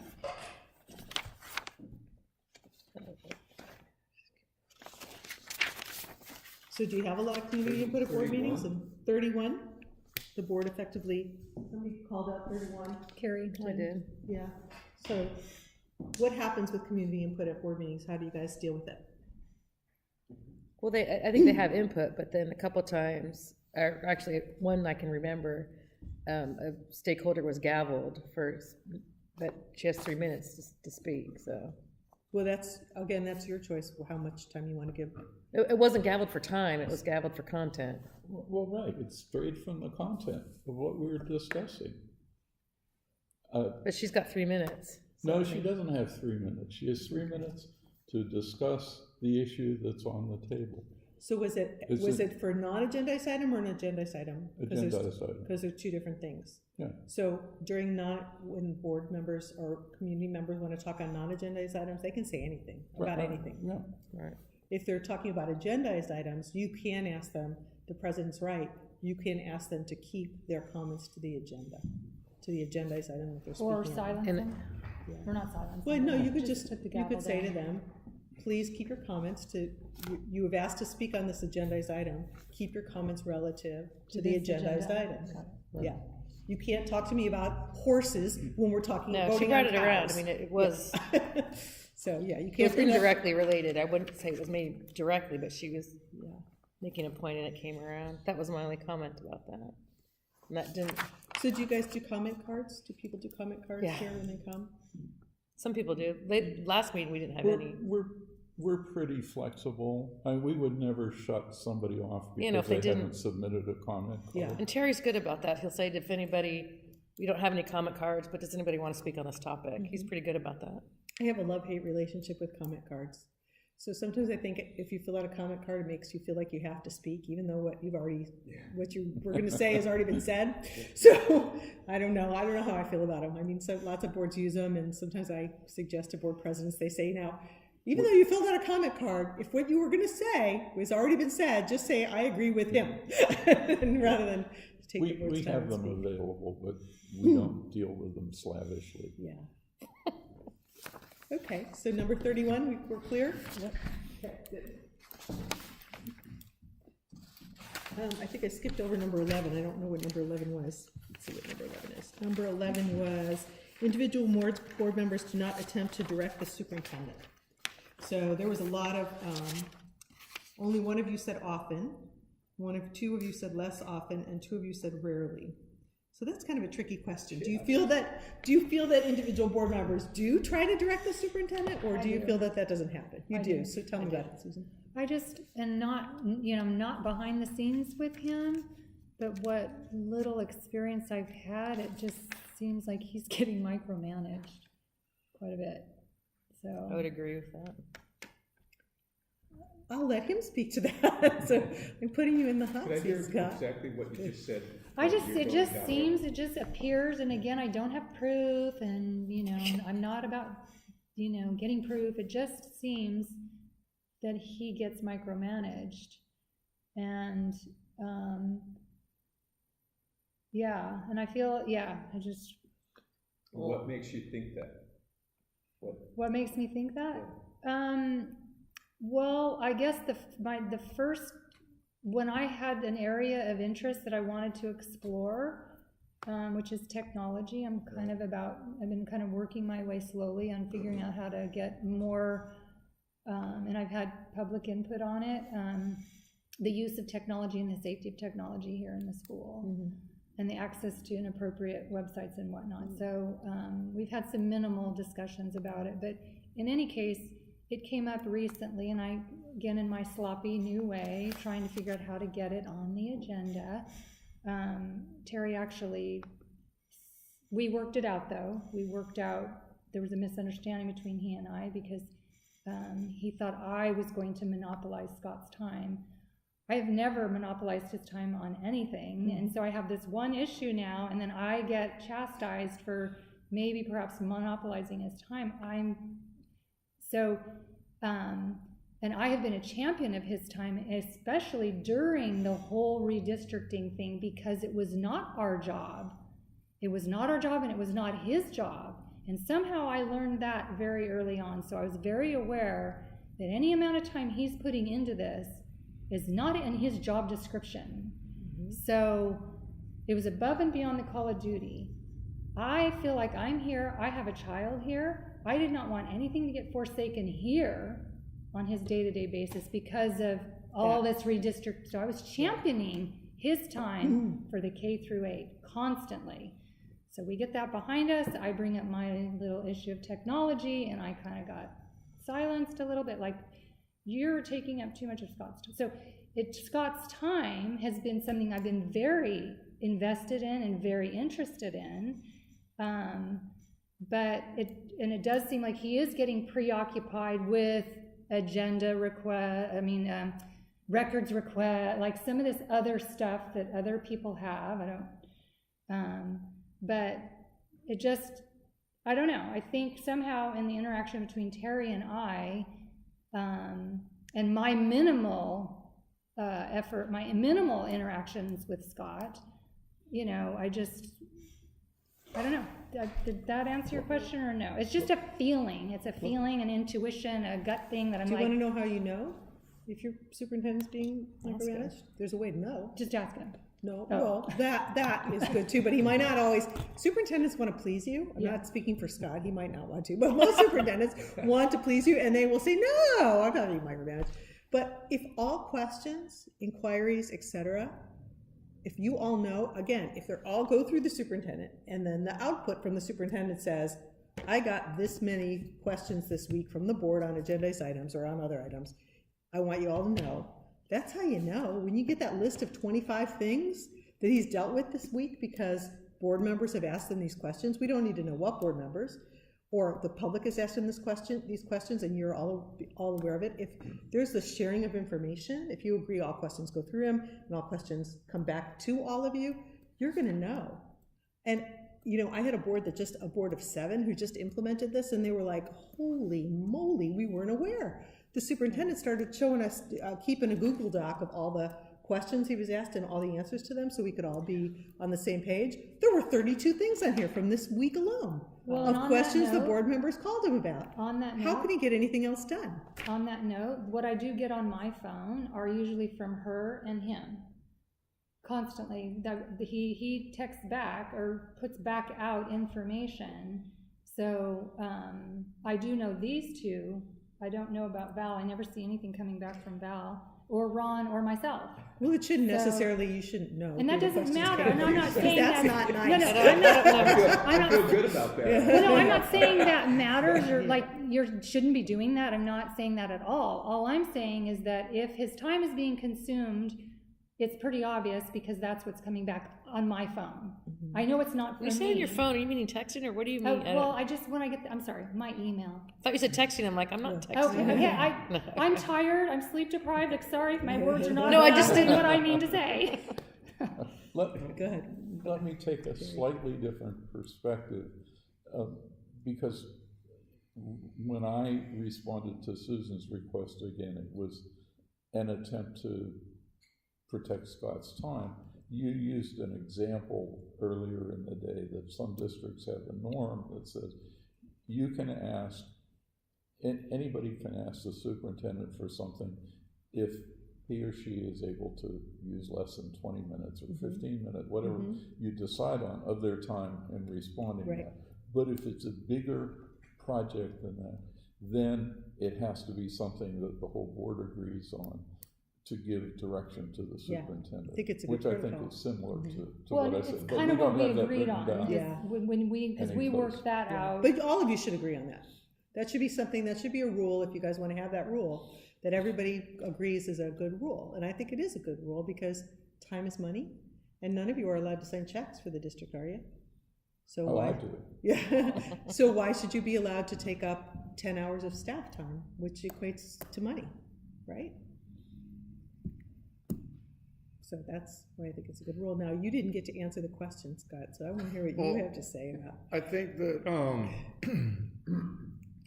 that, you know, I think micromanagement can be interpreted in multiple ways. I think one way is kind of what we've been talking about. The other way is knowing things, discussing things that in a bigger district, board members would probably never even know about or want to discuss. And so I think we need, it's kind of a sliding scale, and our expectation is to be realistic. The fact of the matter is that we're in a small town. Everyone knows everyone's business. Things come back to you guys, and you have questions about things that if you were in a big district, you'd never even hear about, and except maybe because the superintendent included it in some information, or a member of the public walks into a board meeting and surprises everyone, including the district, on it. So I have no complaints about what we've been doing. You know, it kind of gets back to what we've been through. It's been difficult, and at times, different people at different levels of being vested in information about all of that high school stuff. And it was difficult, and it was difficult to navigate. You know, I know it was, Terry and I, we spent a lot of time together trying to navigate the agendas and figuring out what was appropriate to get where, and how to move forward in a positive manner. And I think because of the circumstances, we spent a lot more time together than we are now and normally would. I see it all as a product of that extra process that we were going through. And I also appreciate the fact that board members have brought up a concern about this, because I think everyone's made a concerted effort to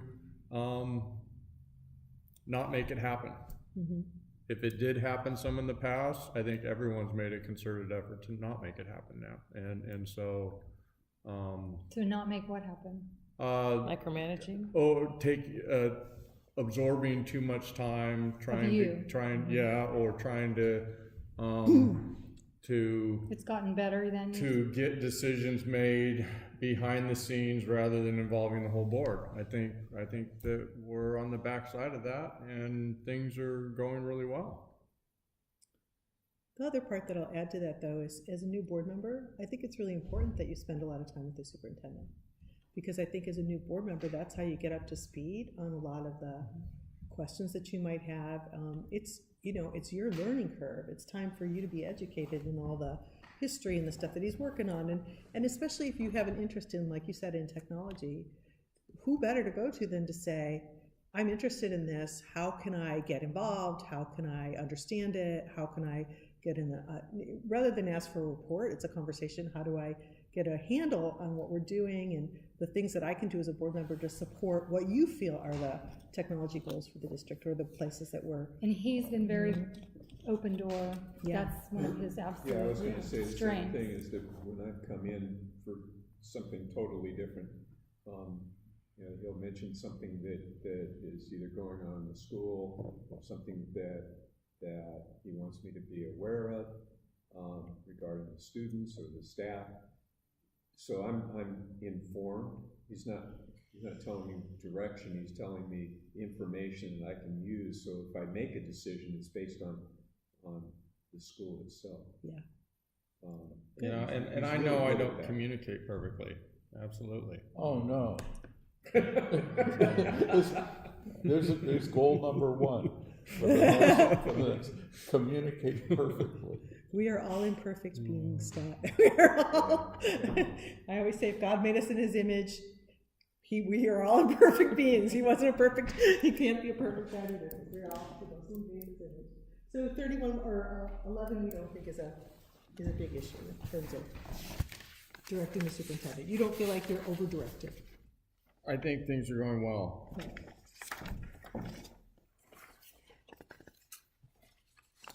And you know what? If you ever feel like that's happening, ask him. Best course of action, ask him. How's it going? Like I said, he may lie to you. He may say, You didn't see that, right? I'm here shaking my head my no. board is perfect. Instead, They we'll would ask never- April they instead. would never do that. I was going to say, ask Hannah. She could tell you if he's. It was wife, April. I teach the executive assistance course that CSDA does, and I always say they're my favorite people because they've often been there the longest. And when I'm going into a really troubled district and I'm not getting answers from the board interviews, I go to the executive assistant. They tell me everything. I know exactly where the bombs are planted and where, we're So all. wait a minute, you go to really troubled districts as opposed to this? This is not a troubled district at all. Okay. You guys are fine. You haven't. So like there I are said- some that are really. So you want an example of micromanaging? A district I just came from, the board president insisted that he wanted a desk next to the superintendent's desk, and he was going to be there every day from 7 to 5, making sure that the district was going well. That's being micromanaged. This is nothing. That's Person crazy. evidently doesn't have an outside life. He does not have he's a retired, you know who he The is? worst kind. I want to tell you who he is. The worst board member in the world. I always say the worst board members in the world are retired superintendents who get elected to school boards.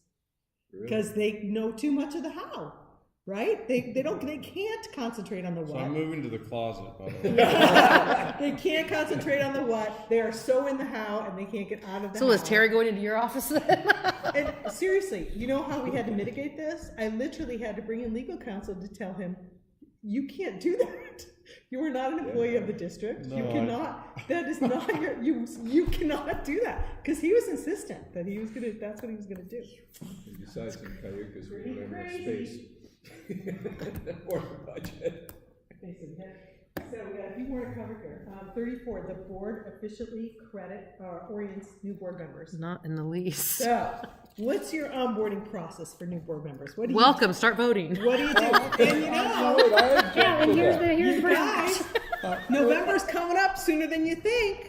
You may be facing this again. Wait a minute, I That's why I object to brought this that. up actually. That was my So- experience when I was a new board and member. that was so- my experience, but we really worked with these two new board members to do two things. First of all, I talked with both of you. You had the opportunity to go to CSEA. and BA. take the- BA. Whatever. And take the new board member orientation. We were more proactive than we were when I was the new board member. And And you spent I time tried to with them, spend too. significant You did. time with both of you You did. prior to You did. you coming on And you board. see the results, in other words. And but yeah, absolutely, there could be improvement. Yeah. Yeah, so I don't know. Obviously, I'm one of the ones who was involved there. We're a little district. We don't have a lot of staff to put stuff together. We did make an effort, and though. we did make some effort, more effort this year than Carrie and I expected. Right, more effort than what I got when I became a board member many years ago. I came to my first board meeting. I was not welcomed or introduced. I just sort of showed up at the board meeting, and they didn't have a seat for me at the table. I remember that. Oh, no, wait, until an outgoing board member left. So we went through the Pledge of Allegiance. I didn't get invited to closed session. You know, we went through Pledge of Allegiance, and then I didn't get a packet. The outgoing board member left, took the first interim financial report with him. I didn't get a copy of that. Were you sworn in yet here? Yeah. Well, I was No, sworn in at during that meeting. Oh, during the meeting. And I then took my space at the table Yeah. with nothing. Oh, that's craziness. Well, that's one of the reasons Okay, why. that's, So how should we do it? So my question is, though, we didn't score this very high. Why do you think that is? I don't know. I don't know who. well, if you look, Scored there's it. 4 people that said less often and rarely, so that's gotta be 2 more than our 2 newest board members, so. Even in my experience, I don't know what you guys did with them separately, but in my experience, we didn't orient them very well. Just, you're in meetings when, oh, I don't understand that, or I'm not sure, that's on us, I think, to try to do that more. So that's, I'm one of the ones that said we didn't do it very well, just because it doesn't appear that you guys got enough information from the board to be ready on some things. But I'll say 2 things. I don't think you can ever get enough information. You can, well, the to be first an year effective it's information board member. overload for one, because Right. there's That's so the much first. more than you thought it would be. But I think something that's really helpful with a lot of districts, well, 2 things. I love when districts do a candidates orientation. I've seen this done really successfully when you have like people running for the board and they bring them in before they put their name actually on the ballot, as soon as they declare or whatever. And they tell them, you as individual board members, you tell them what's expected. You're gonna join this club, here's what's, seriously, you're gonna join this club, here's what's expected of you. We expect It's that not you're, a very fun club. it's not a lot of fun sometimes. Just know that. We expect that if you're gonna sit at this table, that you put aside 4 hours to read the board packet, that you, Like, we go to the spa together. yeah, that you expect this many meetings a month, that you're expected to go to this professional development, that you're expected to sit on these committees, whatever it is that you guys expect of someone running, who wants to be part of this club, let the candidates know what is the Don't, expectation. 'cause they won't run. No, they won't. They'll run out the door, and those are the people you don't want. You want the people who are willing to be, operate by the same rules that you operate by and put in the time, okay? So that's one thing that helps. The other thing that helps with the new board member is assign a mentor to them, whether that's the board president or another experienced board member. Tell Susan, Val's your mentor. That's who you go to if you have questions about things. That's who you sit down with. That's who could maybe walk you through, or whoever it is. Well, for a while, I called you before every board meeting just to say, is there anything that you have questions about? Yeah, that you go through the packet with, that No, they understand. I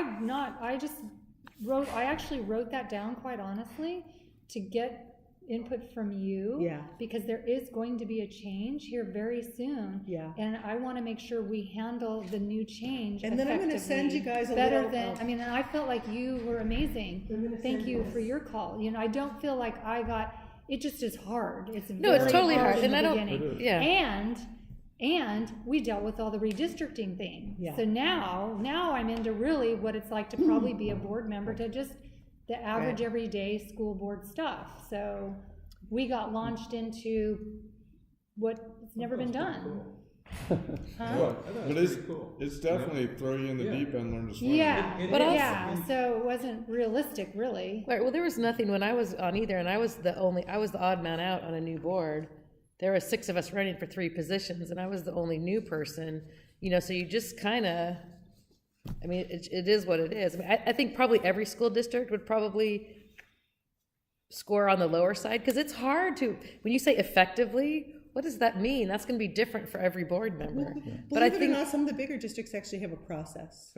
well, I think it would be helpful if board members, I'm not, like, if candidates would actually come to several meetings. Well, like, I'll give you an example. So I'm booked right now for December and January, just in case some of the boards that I work with get new board members. Right. I come in the first week they're there, doing a I new almost board think that member would be orientation. valuable. I They've almost already think that would booked be me in valuable. case they're having Depending new, on who gets you elected. know, boards that I've worked with several times. They've already booked me just in case there's new board members. I'll cancel if they're not, or I can do a review of their governor's calendar or something, or goal setting or something. That's if a they're good not. idea. Hint, But I'm hint. telling you what, they book us. No, I thought They so book too. us well in advance so that we come in that first couple weeks that board member's there. There's a couple things I'll send you guys.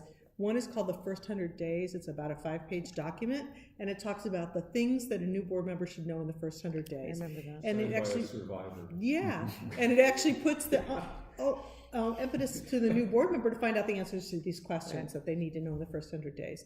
If you do nothing else, somebody sit down with them and explain them what Board Bylaw 9000 and 9200 mean. So what they can and cannot do, what their authority is and what it isn't.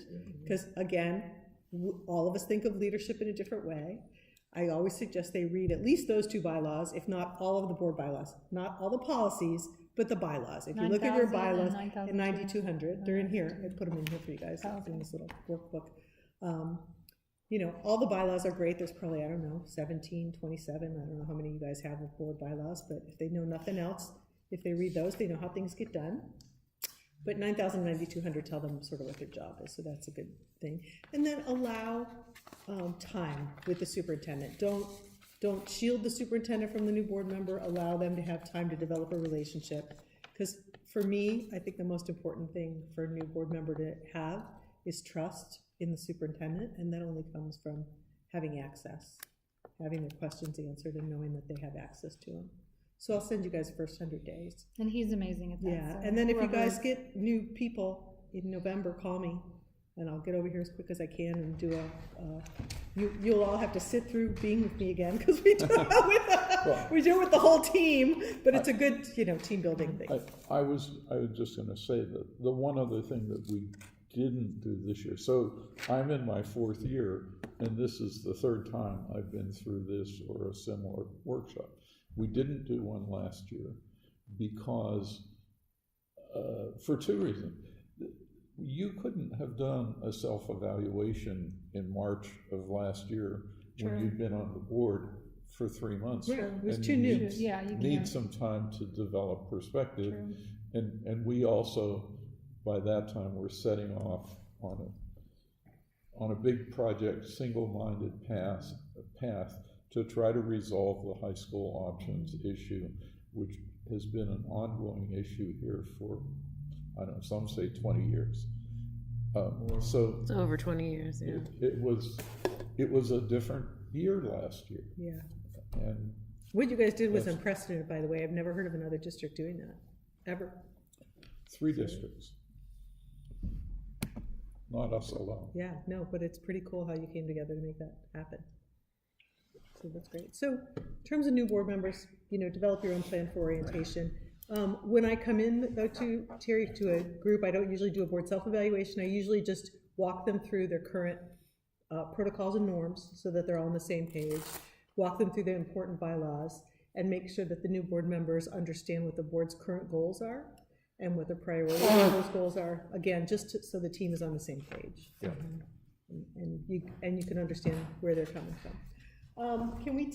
Let's take 10 minutes, and then we'll come back and we'll wrap it up, because we only have a couple more to go.